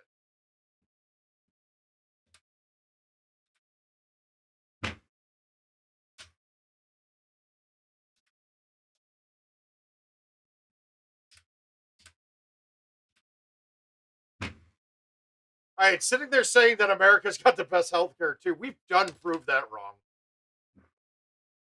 God, I'm playing terrible. I'm getting tired. That was a horrible shot.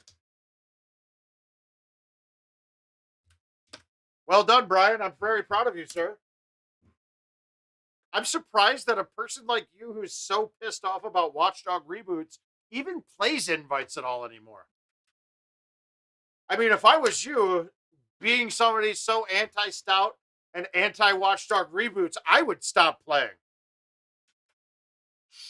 I would throw that hammer down and say, God damn it, I'm pissed off and I'm not going to take it anymore. I'm Brian Bernhardt and I'm not taking it anymore. I quit. I think you would really send a message to all the right people. What the fuck, dude? Now my button just went out again. That's fucked up. That's the second one tonight? Did it come off?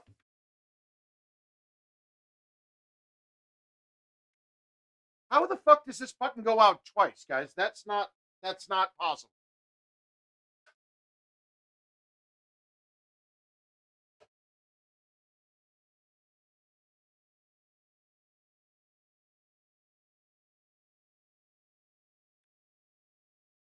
Weird.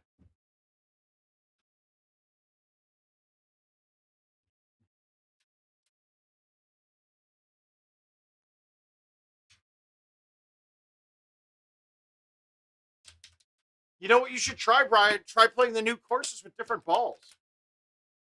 It's really eye-opening.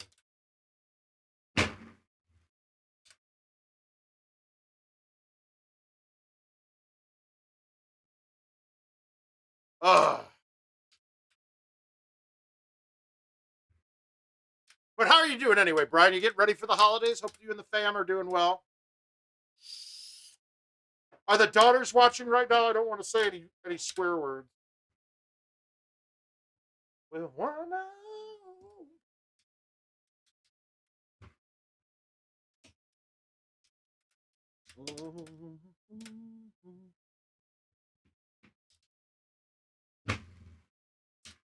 I think I like that. I'm Brian B, and I'm not taking it anymore. That's a great feeling.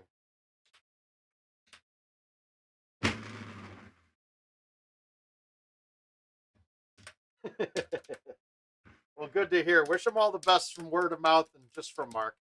Love you guys.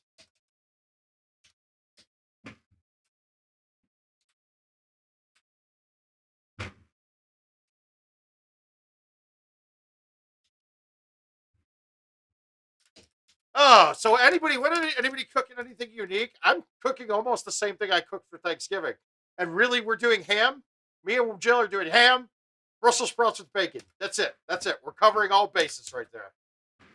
I'm not even making stuffing because of how good the ham was out of the smoker.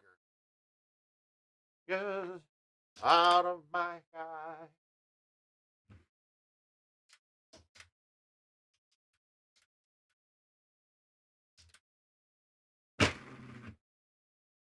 Made me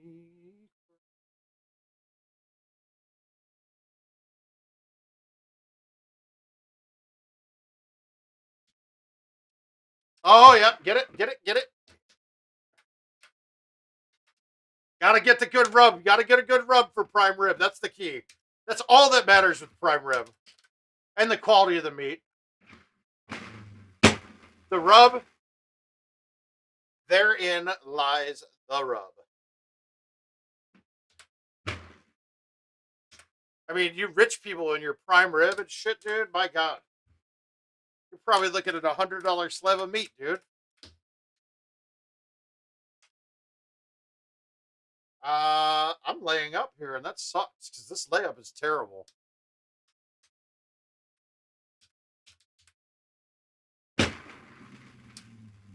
Well, it used to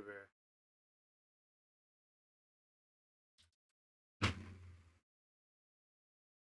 Ugh. And then I'll die.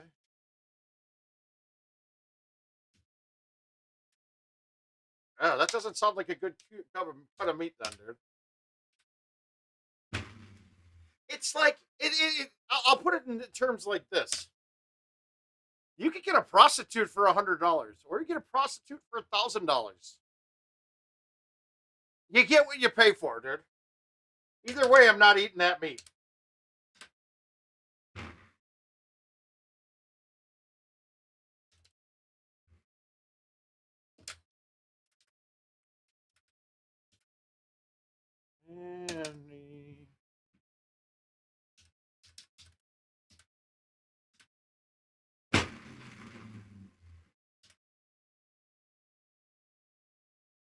I don't know. I guess it's different strokes for different folk. It brings me up to a thing. Whenever I go out to eat with Andy, we always make sure to tell everybody that he's got a shellfish allergy. And I always told him, the only people that are allergic to shellfish are poor people. Because, you'd be at the store, you'd see it as a kid and be like, ooh, what's that, Mom? You're allergic, Andy. You can't have that. Shellfish. Shellfish. You can't have it. Shellfish. It's very rare you'll find a wealthy person allergic to shellfish.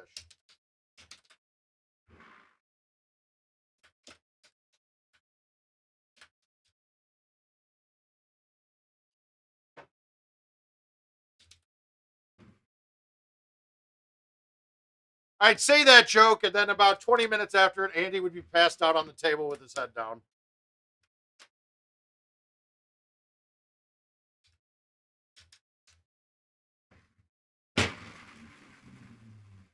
Lobster was poor people food, depending on where you live.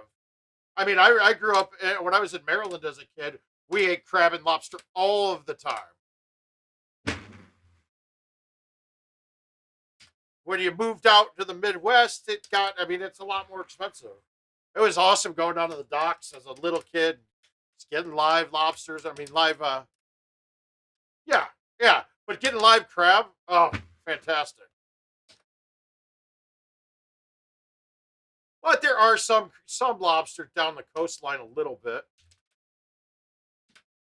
And their migration patterns are probably changed quite a bit since I was a kid, just as the water temperatures have changed a bit too. Old Man River over here.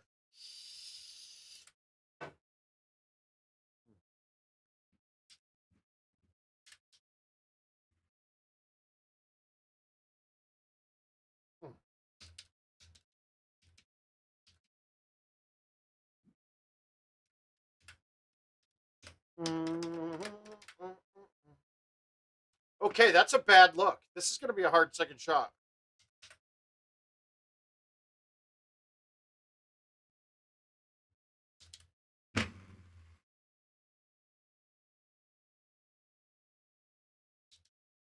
It's funny how you say that. I did basic training at the station that was right by the Callaway's tournament in South Carolina.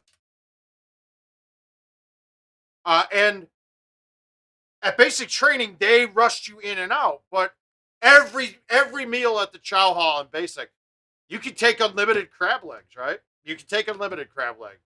But nobody would take them because in the amount of time that you got to eat, no one was eating enough food to be full. Dude, I ate crab legs like crazy because I had my technique. Click, click, boom, click, click, boom. I could knock through a couple pounds in 10 minutes.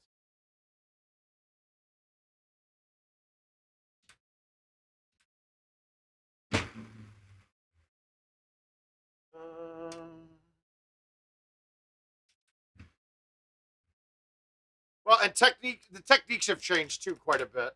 A flash frozen piece of seafood is actually fresher than something that you get non-frozen. I mean, the flash freezes are way better. It's why some of the best sushi I've had has been on in the Midwest rather than on the coast.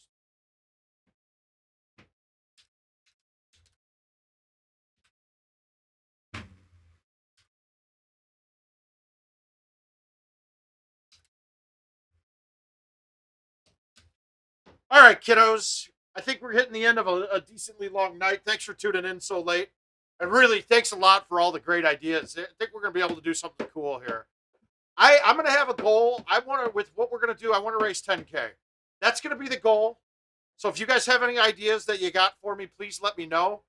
Anything you can do to help will be awesome. I'll release some more details on it soon. Didn't CJ say he was going to make it the whole time, Jay? He skipped out. He's probably got some PYT with him right now.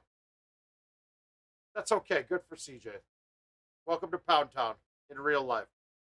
But we will see you guys. I'll probably throw streams up all week. Maybe a little Christmas, a little tomorrow, a little bit of this, a little bit of that.